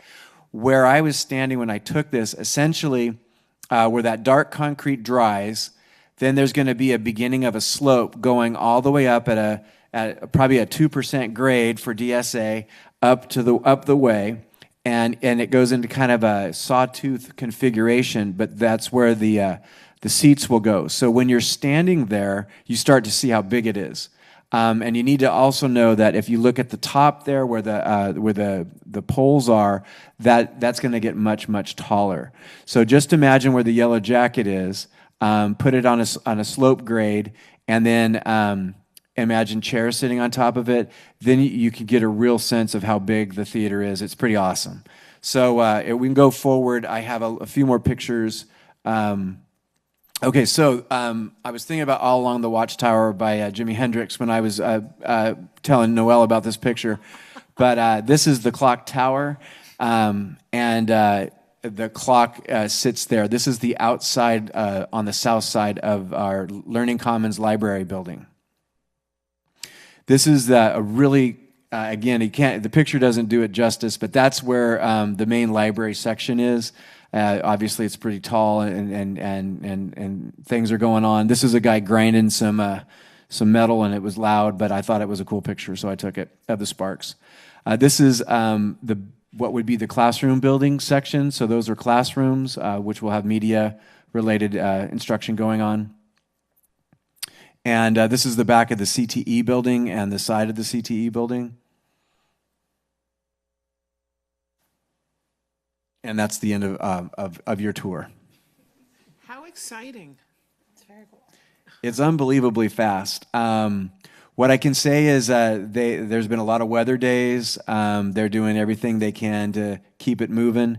But I was speaking with the foreman, and he's still saying with the pool that mid-June, we should be able to take over that. Mr. Faubert is going to talk about the pool in a little bit. And the tennis courts, they have one small little 8-foot strip of concrete. So the tennis courts will be ours very, very shortly.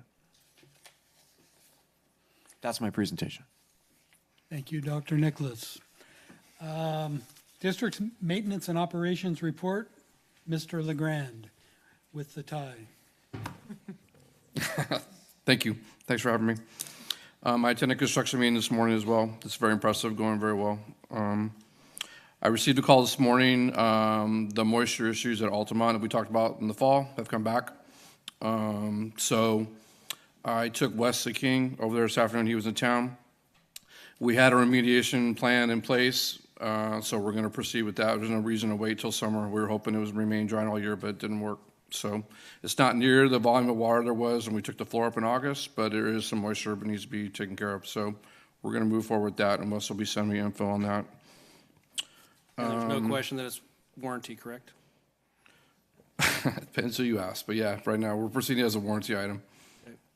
What sort of remediation are you looking at? Some sort of tile drain or French drain or something like that? Wesley has a product they've used in his office. I described it as some sort of, as more of a membrane that goes on top of the concrete. And he described it as breathable. So if some moisture does get underneath there again, it actually wicks through the membrane out and evaporates. It's a little different product than I've used in the past. I've used more of a coaster seal, where you bead blast the concrete and you seal it. And if water were to get underneath there, it has nowhere to go other than laterally. So you run the risk of it maybe going to another classroom next door. So I've never used the product, but he said they've had good success with it. So I'm going to take his recommendation on that. Then this would be treating the symptom rather than really fixing the problem. We're figuring out a way to get around it. It's a remediation. That's the best way to describe it. So I spent a couple hours this afternoon walking Wickland. There's about a third of the campus that needs to be recarpeted. About 2/3 has been done already. So we're going to get a game plan in place for that, and we're going to try and get that work done before summertime. The contractor has a plan where they come in, they work at night, and they come in, they do 2-3 rooms a night, move all the furniture, do the floor, put the furniture back in the same spot, knock on wood, and the room's done the next day for the kids to use. So it's a good way to handle it, and we can get that work done. And once Wickland's done, we can move on to Bethany, because Bethany's next in line for flooring. I want to give an update on the girls' locker room. I was in there today. They're texturing the walls, and paint will be next. They anticipate being completely done by the end of next week at the very latest, probably before that, though. So. Excuse me, real quick, Alvina, the money for the Wickland carpet project, is that? Deferred maintenance? Yes. Yeah, Fund 14. Thank you. You're welcome. Oh, I'm sorry. Go ahead, Alvina. That's good. You know your numbers. Yeah, Fund 14, sir. I want to give an update on Prop 39. I have good news. We have our year 4 allocation was about $95,000 more than we anticipated. And if year 5 holds true, it'll be about another $95,000 more. That's about $190,000. Plus we have about $30,000 left over from Questa, so we're looking at an additional around $210,000 of additional work we get for free for the district. So what we were going to do is do the interior lighting upgrades at Bethany and Wickland. Those were the next on the priority list So we're proceeding with that. And if you add it all up, it's about $700,000 we've received in Prop 39 money. So good chunk of change. And that's all I have. Be happy to answer any questions. Questions or comments from the board? The Altamont, it was agreed that it's a warranty issue? I mean, I'm sorry, it was the You and locker I room. will agree it's a warranty issue, but. The locker room, What's that? the locker room. Oh, the locker room. Yeah, so far we're proceeding as a warranty issue, yes. And our position will be that it's a warranty issue. Yeah. Yes. The controller failed on the unit. Unit's under warranty. It's really kind of a no-brainer. So. We haven't Anything gotten pushback on that yet. Not yet. Okay. No. No. Have to wait till the bills come before there's pushback. Yeah. And maybe when the bills come. Anything? Thank you. Thank you. Thank you. With consensus from the board, I would like to request that the superintendent have our architect give a explanation, presentation, something on the water issue at Altamont. Agreed. Yeah. It's good because he's being scheduled to come here next board meeting, so that's perfect timing. That should work Oh, out. that was planned. I could tell. Moving on. Action items. Consider approval of the 2016-2017 intra-district transfer requests. Staff report? None. Move to approve 2016-2017 intra-district transfer requests. Second. Further discussion from the board? All in favor? Aye. Opposed? Motion carries. Item B, consider approval of the 2017-2018 outgoing inter-district transfer requests. Staff report? None. Move to approve 2017-2018 outgoing inter-district transfer requests. Can we make them see a videotape of the speech and debate team before they leave? I'll second. Discussion? All in favor? Aye. Opposed? Motion carries.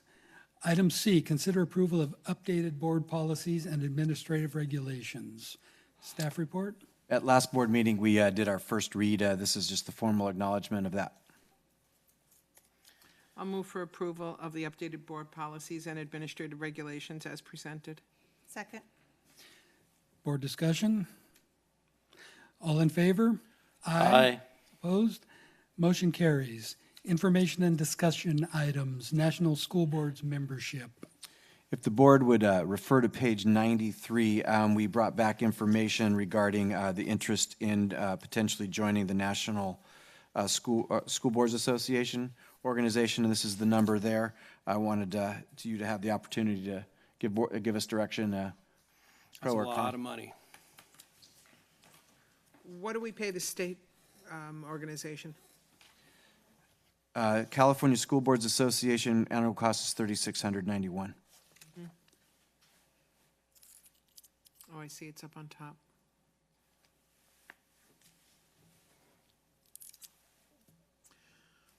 Well, I personally would like to see us try to attend one event from national school boards. We don't have to join every year. Just something that I heard from board members in other districts that they Oh, I found have, it useful. I have to. No, Yeah. I've heard it's very useful. I heard Yeah. it's, especially from the legislation Mhm. side of things, it's very useful. Mhm. But that's a pretty hefty. But I'll agree with you. Just if we want to try it out for a year and see, Yeah. I agree.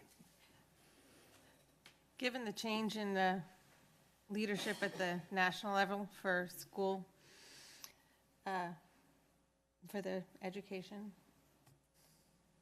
department, it might be beneficial to get more input from other states. That's a really good point. I was going to say I was on the fence, but you just convinced me. Yeah, I agree wholeheartedly. That's my only thought. It does seem like a lot of money, but I feel like there's a lot And we can reevaluate next year. of changing right now, so. So I would think we would probably be looking at a membership to start July 1. I don't see a reason for us to join now. I don't know about anyone else. I agree. Because their conference is next month. We had discussed at the last board meeting that no one really would be able to go at this point. But darn, they better choose a place warmer the following year. Last year was in March in Boston. This year is in March in Colorado, in Denver. Wow. Ugh. Year after that, it's Sitka, Alaska.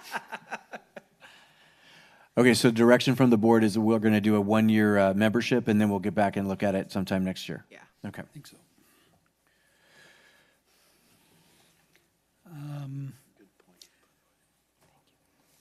Item B, Facilities Use Committee. So there was a recommendation that was brought forward to convert the Facilities Use Committee to a Facilities Committee and expand its focus from the use manual to the greater facilities issues in the district. So I just want to get clear direction from the board, and then we can either make a pivot or not. Yes, that was my recommendation. Discussion from the board?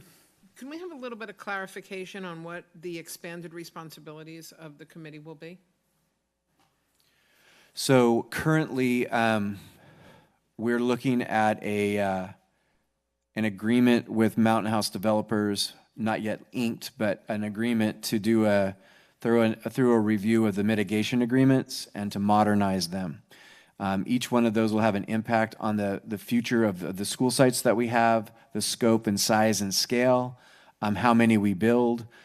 So there's that avenue, and that's the district's business. But talking about each school facility is going to become very complicated with the inability of the mitigation agreement to fund the schools. Then there's the use part, which we've been dealing with for 2 years. And then there's the general mechanics of how do we communicate all these facilities, what their purpose is, and how they're coming out. There are challenges to the process by the developers about the way we build our schools, the architectural renderings, the cost of the schools. So it might be a vehicle to answer some questions and have some thorough dialogue about these very complicated natures where you have a master plan that says one thing and the person in charge of the master plan saying another, even though they're responsible for doing what's in the master plan. So with all that said, it's a lot of complicated conversations, and some of them can be teased out in this committee. And the hope is to get community support and involvement in the committee, at the committee level before it comes to the board level. So if I'm hearing you, some of these things could be fleshed out and distilled into something that then we bring to the whole board and discuss rather than discussing it as a whole board from the beginning. Correct. I think it's a great idea. I think our community needs to be more involved in some of these issues that they're not aware of the intimate details. And these are complex issues with a lot of moving parts, and Yes, they are. Yeah. And one beneficial thing about handling these things on a committee level is that we're allowed more give and take with community members or others that may want to come and voice opinions, ideas, whatever, where in this setting we're Formal. Yes, it's more formal and harder to have those sorts of discussions. So I believe we have consensus to change the committee from the Facilities Use Committee to the Facilities Committee. Did I say I was going to be on that committee? You did indeed. Surprise! And you can't back out now. So I'd put out an appeal again for community interest. Yes. Which you mentioned earlier. Yes, we would like at least one community member to join us on the committee, and we want input from community members, whether they can make it to one meeting or every meeting. We'd like community input. LCAP, public hearing, budget adoption, 2017-2018 special board meeting, Monday, June 19th, 2017. Board report? So we started this last year by having this special board meeting in early June, or in June. It allows it opens up Alvina to get 3 additional weeks to work on her statutory work on the budget. But we also have to have a public hearing for the LCAP. So we married the 2 needs together, and it worked well for us last year, and gave her more time to do what she needs to do. So if we vote no, then she poisons our food, right? Correct. I know that that's a bit far out time-wise, but do any of the board members have conflicts with that date? Because I am planning to be on a beach in Portugal on that date, so I will hopefully not be here. I have vacation planned at that time. My plans are not as firm as yours yet, but I hope to be on a beach anywhere. I will be in town, so I will be able to attend.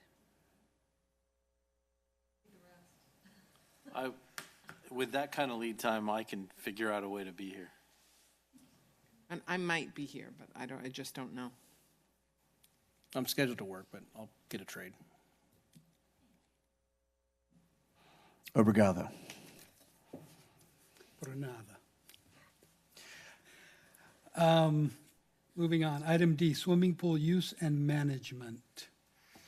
So I asked Mr. Faubert to come. He had a conversation with the Facilities Use Committee, but I thought it would be fruitful for him to kind of put out here some of the ideas and things we're going to have to think about as the pool gets closer to being completed. So my information item tonight is kind of a truncated version of what we gave to the Facilities Use Committee. Facilities Use Committee felt like it needed to come back to the board. I'd like to also recognize that Angel Lamb is here tonight from the CSD, because we, since the Facilities Use meeting, have met with the CSD in regards to the options, and we discussed with them the possible options that we may be going forward with on the pool. And so I have some information for you tonight to just think over for direction from the board for a future action to be made. So first, with the pool is going to come aquatics programs, and one of the biggest things that we need to remember is that when we went out for Measure L bond, one of the things that was sold the bond was that the pool would be built and that pool would be available for recreational and community use in the future. And some of the programs that we envision being available for the school and the community are obviously, number one, for the school, because that's why we're building the pool for school use. For water polo team, swim team, I didn't put on there, but PE typically also has a unit of swim in the freshman year. So those are specific high school programs that we would use it for, but because we have that nice, great facility that does cost a bit of money to run, it would be nice to have programs to offset some of the cost of running the pool.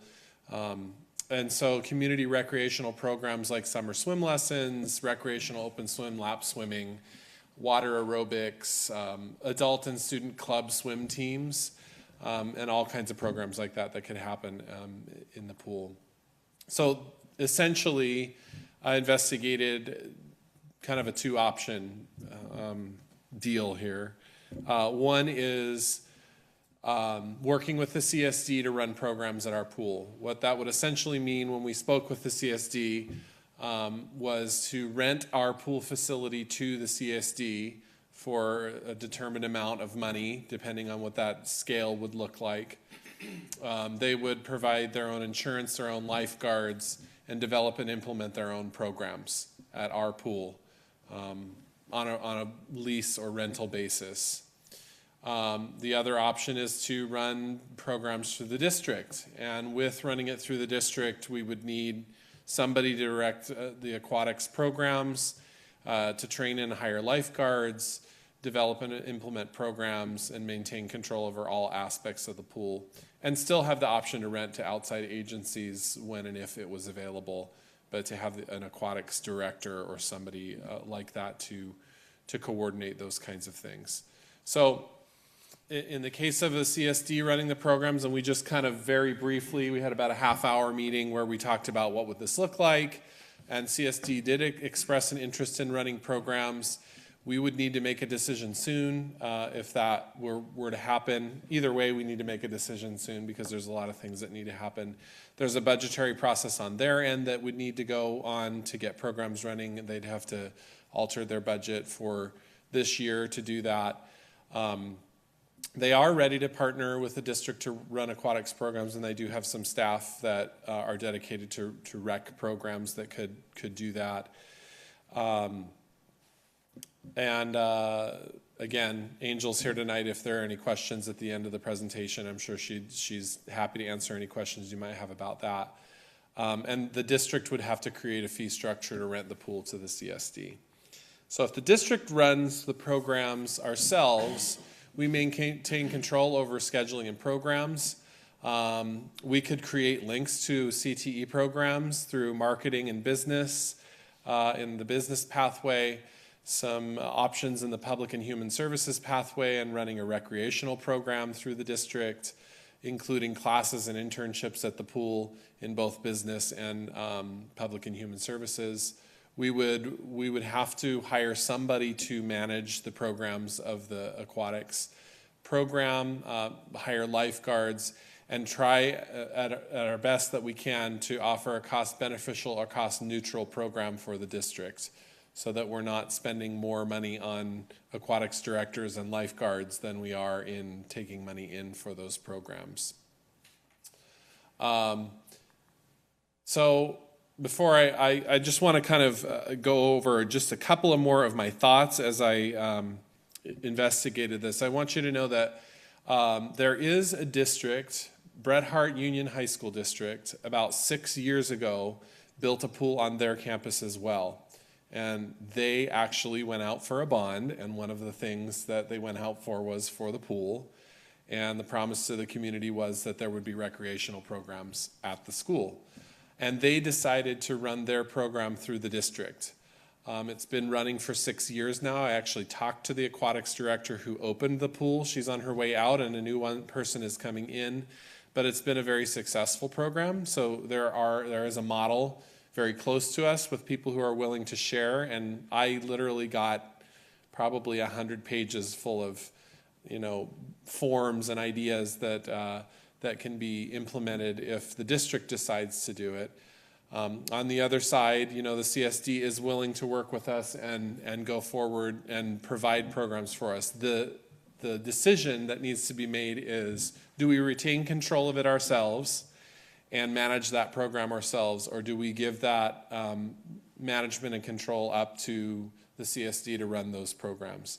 And so that's kind of where it is right now. In the paperwork that I provided for the Facilities Use Committee, I do already have a job description for an aquatics director and a proposed pay scale. I have a job description for lifeguard and pay scale for lifeguards. I have lots of forms and things that are ready-made to go because Bret Harte Union School District was good enough to give those to us. And so we just need to figure out what is it as a school district we want to do from here. Well, you said that the Bret Harte was very successful. Are you talking about participation, or are you talking about keeping the district out of the red on the operation? Both. So the way that the aquatics director position in Bret Harte was written and hired for is essentially that person worked the number of hours that they could fill programs for, right? So they didn't, if they couldn't find enough people, then they would just close the pool for the hours and then that person wouldn't come into work, basically. So it depends on how much marketing needs to be done, how many programs can be filled, et cetera, to cover the costs. And in the option of having someone else, the CSD, in this instance, run those programs, do you not foresee the need for an aquatics? No, it would just be facilities use where we would probably have, and we talked about an agreement that would probably have to come to where we say, you know, for this season, here are your dates, CSD, that you can use and times that you can use the pool. And then we agree on the fee that would be charged to them to run the pool at those times. And who would oversee the day-to-day use of the pool during the school year as far as making sure everything is Right. running properly? You mean like the maintenance of the pool? Maintenance and. Yeah. I mean, that is yet to completely be decided, but we've talked about having an outside company contract with somebody to do the pool actual maintenance. As far as the custodial in the building and things like that, it's something that we would maintain, opening doors and closing doors for an outside organization that would come in. Making sure that there's a lifeguard there before we open it up for them would be on us. But whatever the maintenance for the district that our district decides to for the maintenance operations would be done by us. And into the fee structure of renting to the CSD, if they were the ones, would just be built in. We'd just say, okay, well, it costs this much to maintain, and that's built into the contract that we put together. The idea behind my question was how much of an aquatics director is it going to cost the district anyway for these other things, including right, teaching kids swimming and doing these other things that an aquatics director may or may not perform? So, I mean, the job description that I have developed for an aquatics director actually has a lot of the day-to-day stuff. So maintenance and operations that we would contract out for would merely be chemicals, probably. An aquatics director would test the water on a regular basis. They would be working with whoever we're contracting with to make sure that it's getting scheduled for them to come in at the right times and all those. So there's a lot of that organizational piece of it that would be taken over by an aquatics director, including even training lifeguards. So whoever the aquatic director would be would train lifeguards who would then work programs in the summer and during the school year, in the evenings and in the early mornings, maybe, depending on what's going on. So an aquatics director would definitely fill a lot of different roles that would take even the facilities scheduling would fall on that person. Mm-hmm. Further questions or comments from the board? I just want to make sure and clarify the CSD, under the CSD run scenario, the district, because this is not what I understood at the facilities, and it's probably because you had a conversation, but the district would identify the timeframes that, okay, this is, I'm going to call it educational, it's school district stuff, and during those times, it's our pool, and then during the other time, it's community pool, and so you guys can run it. That's the current thought on the CSD run? Yes, so CSD run would be any programs that are not school, and they would only come in during the times that they have indicated on whatever contract it is that we set up with them. Other times during the day, like during PE and things like that, it would be us. Okay, and then the next question is, I'm assuming that, economies of scale and this and that and the other says, if we agree to this, we would need to have, it doesn't make any sense to do a year-by-year contract. The CSD is going to have to ramp up the program, and then the next year we say, oh, no, thanks, we don't like this or whatever. Mm-hmm. So is that correct, or is it a year-to-year decision? I think, I don't know. We didn't really discuss that piece of it, but I would hazard to guess that we would have to, this is obviously something that has to be approved by our board. It's something, we have to take the numbers to them if this doesn't work out on the CSD's, on the CSD side, because we have to be cost neutral as well as cost beneficial. So if that's not something that's gonna work, then this situation won't work for us. It may be an incident where we evaluate it for the year and we realize that it's not something that we can That's continue. true. It could be, that's a good point.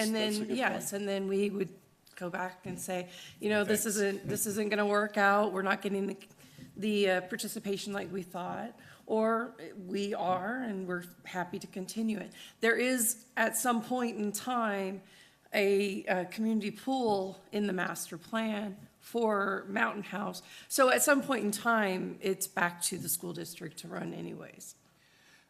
So Ben, if it's district-run, the CSD would still be able to rent from us, like in the summer when school is closed, to have some rec Absolutely. programs. Or during the school year. Or during school year, during after times school, that we're yeah. not using Yeah, it. we Wednesday talked about nights, like a yeah. mommy and me or an open swim. Yeah. To where we could, in the mornings, early mornings or evenings, you know, when there's When we're not not using it. water polo or something else going on, that there is different programs that the CSD could Okay, run. so you just said something that concerned me, having community programs during school hours. And you can do that because remember, the pool is outside of the. Yeah. It's not Okay. on campus, that it's purposefully built kind of Okay. offset from the Yeah. campus proper. Yeah, okay. I would think that both entities would prefer, if we went into it, going on some sort of a trial basis to make sure it works for both parties, rather than locking ourselves into a multi-year Right. deal that I either agree. side doesn't like after the Yes. first year. I agree as well. I think that this is something that the board has to evaluate, you know, as far as budgets go. Is this, you know, are we gonna have the budget for it the next year? Well, and that's the negotiations piece, and then before a contract is signed, it's gonna come to us for final approval. So, yeah, because all those little pieces have to be worked out. But Ben, I'm hearing a confidence from you that you think it can be district-run. I believe it can be district-run, and I know the CSD has said no matter which way it goes, they want to be part of helping us definitely advertise, support, yeah, get people to sign up. You know, part of me says, I think that if we do it ourselves, we retain control. And we talked about this in the meeting. If CSD eventually is not, like they go through their process and a month from now decide, yeah, we don't want to do it, then then they're not going to point the finger at the CSD. They're going to point the finger at the district and say, how come you don't have programs? You told us you were going to, and the pool's done. I assure you, I would not do that. I would have conversations, you know, but things change, Yeah. and if I'm not in my position, you know. Right. But I definitely would have conversations on, you know, as being responsible for the program, I will have conversations and say, you know, I can't do this, I can't get the staff, I can't get, you know, because the CSD is going to be required to hire lifeguards and, you know, and make sure they're trained and all of that. If you know, and we are getting into this a little late in the game, and so if I'm not able to get that staff, I'm definitely going to be, you know, hey, Ben, help me out here, what are we gonna do? You know, so I have no problem having that conversation back with Ben. So if we went with the district control and the CSD wanted to rent it out during certain times, we would be able to say, here's a list of lifeguards that you can use. Yeah, absolutely. Yeah. I'm up to my eyeballs in lifeguards at work also. I'm sure. So, Yeah. So it just depends on what the pleasure of the board is as to how we develop the program. I have the confidence that we could develop an in-district program. It would be quick, but I have a lot of information that we could get going right away. But it just depends on what you so all what would be the process? It would have to come to a board meeting for a decision, or do we just give direction? The way I was envisioning it was tonight we'd kind of plant the seeds, let you guys think about it, kind of talk to some folks, and then we would come back with a formal recommendation. You'd give direction, and we'd go. Further questions or discussion from the board? Thanks, Ben. Thank you, It's Ben. nice to see Thank you, the Angel. partnership.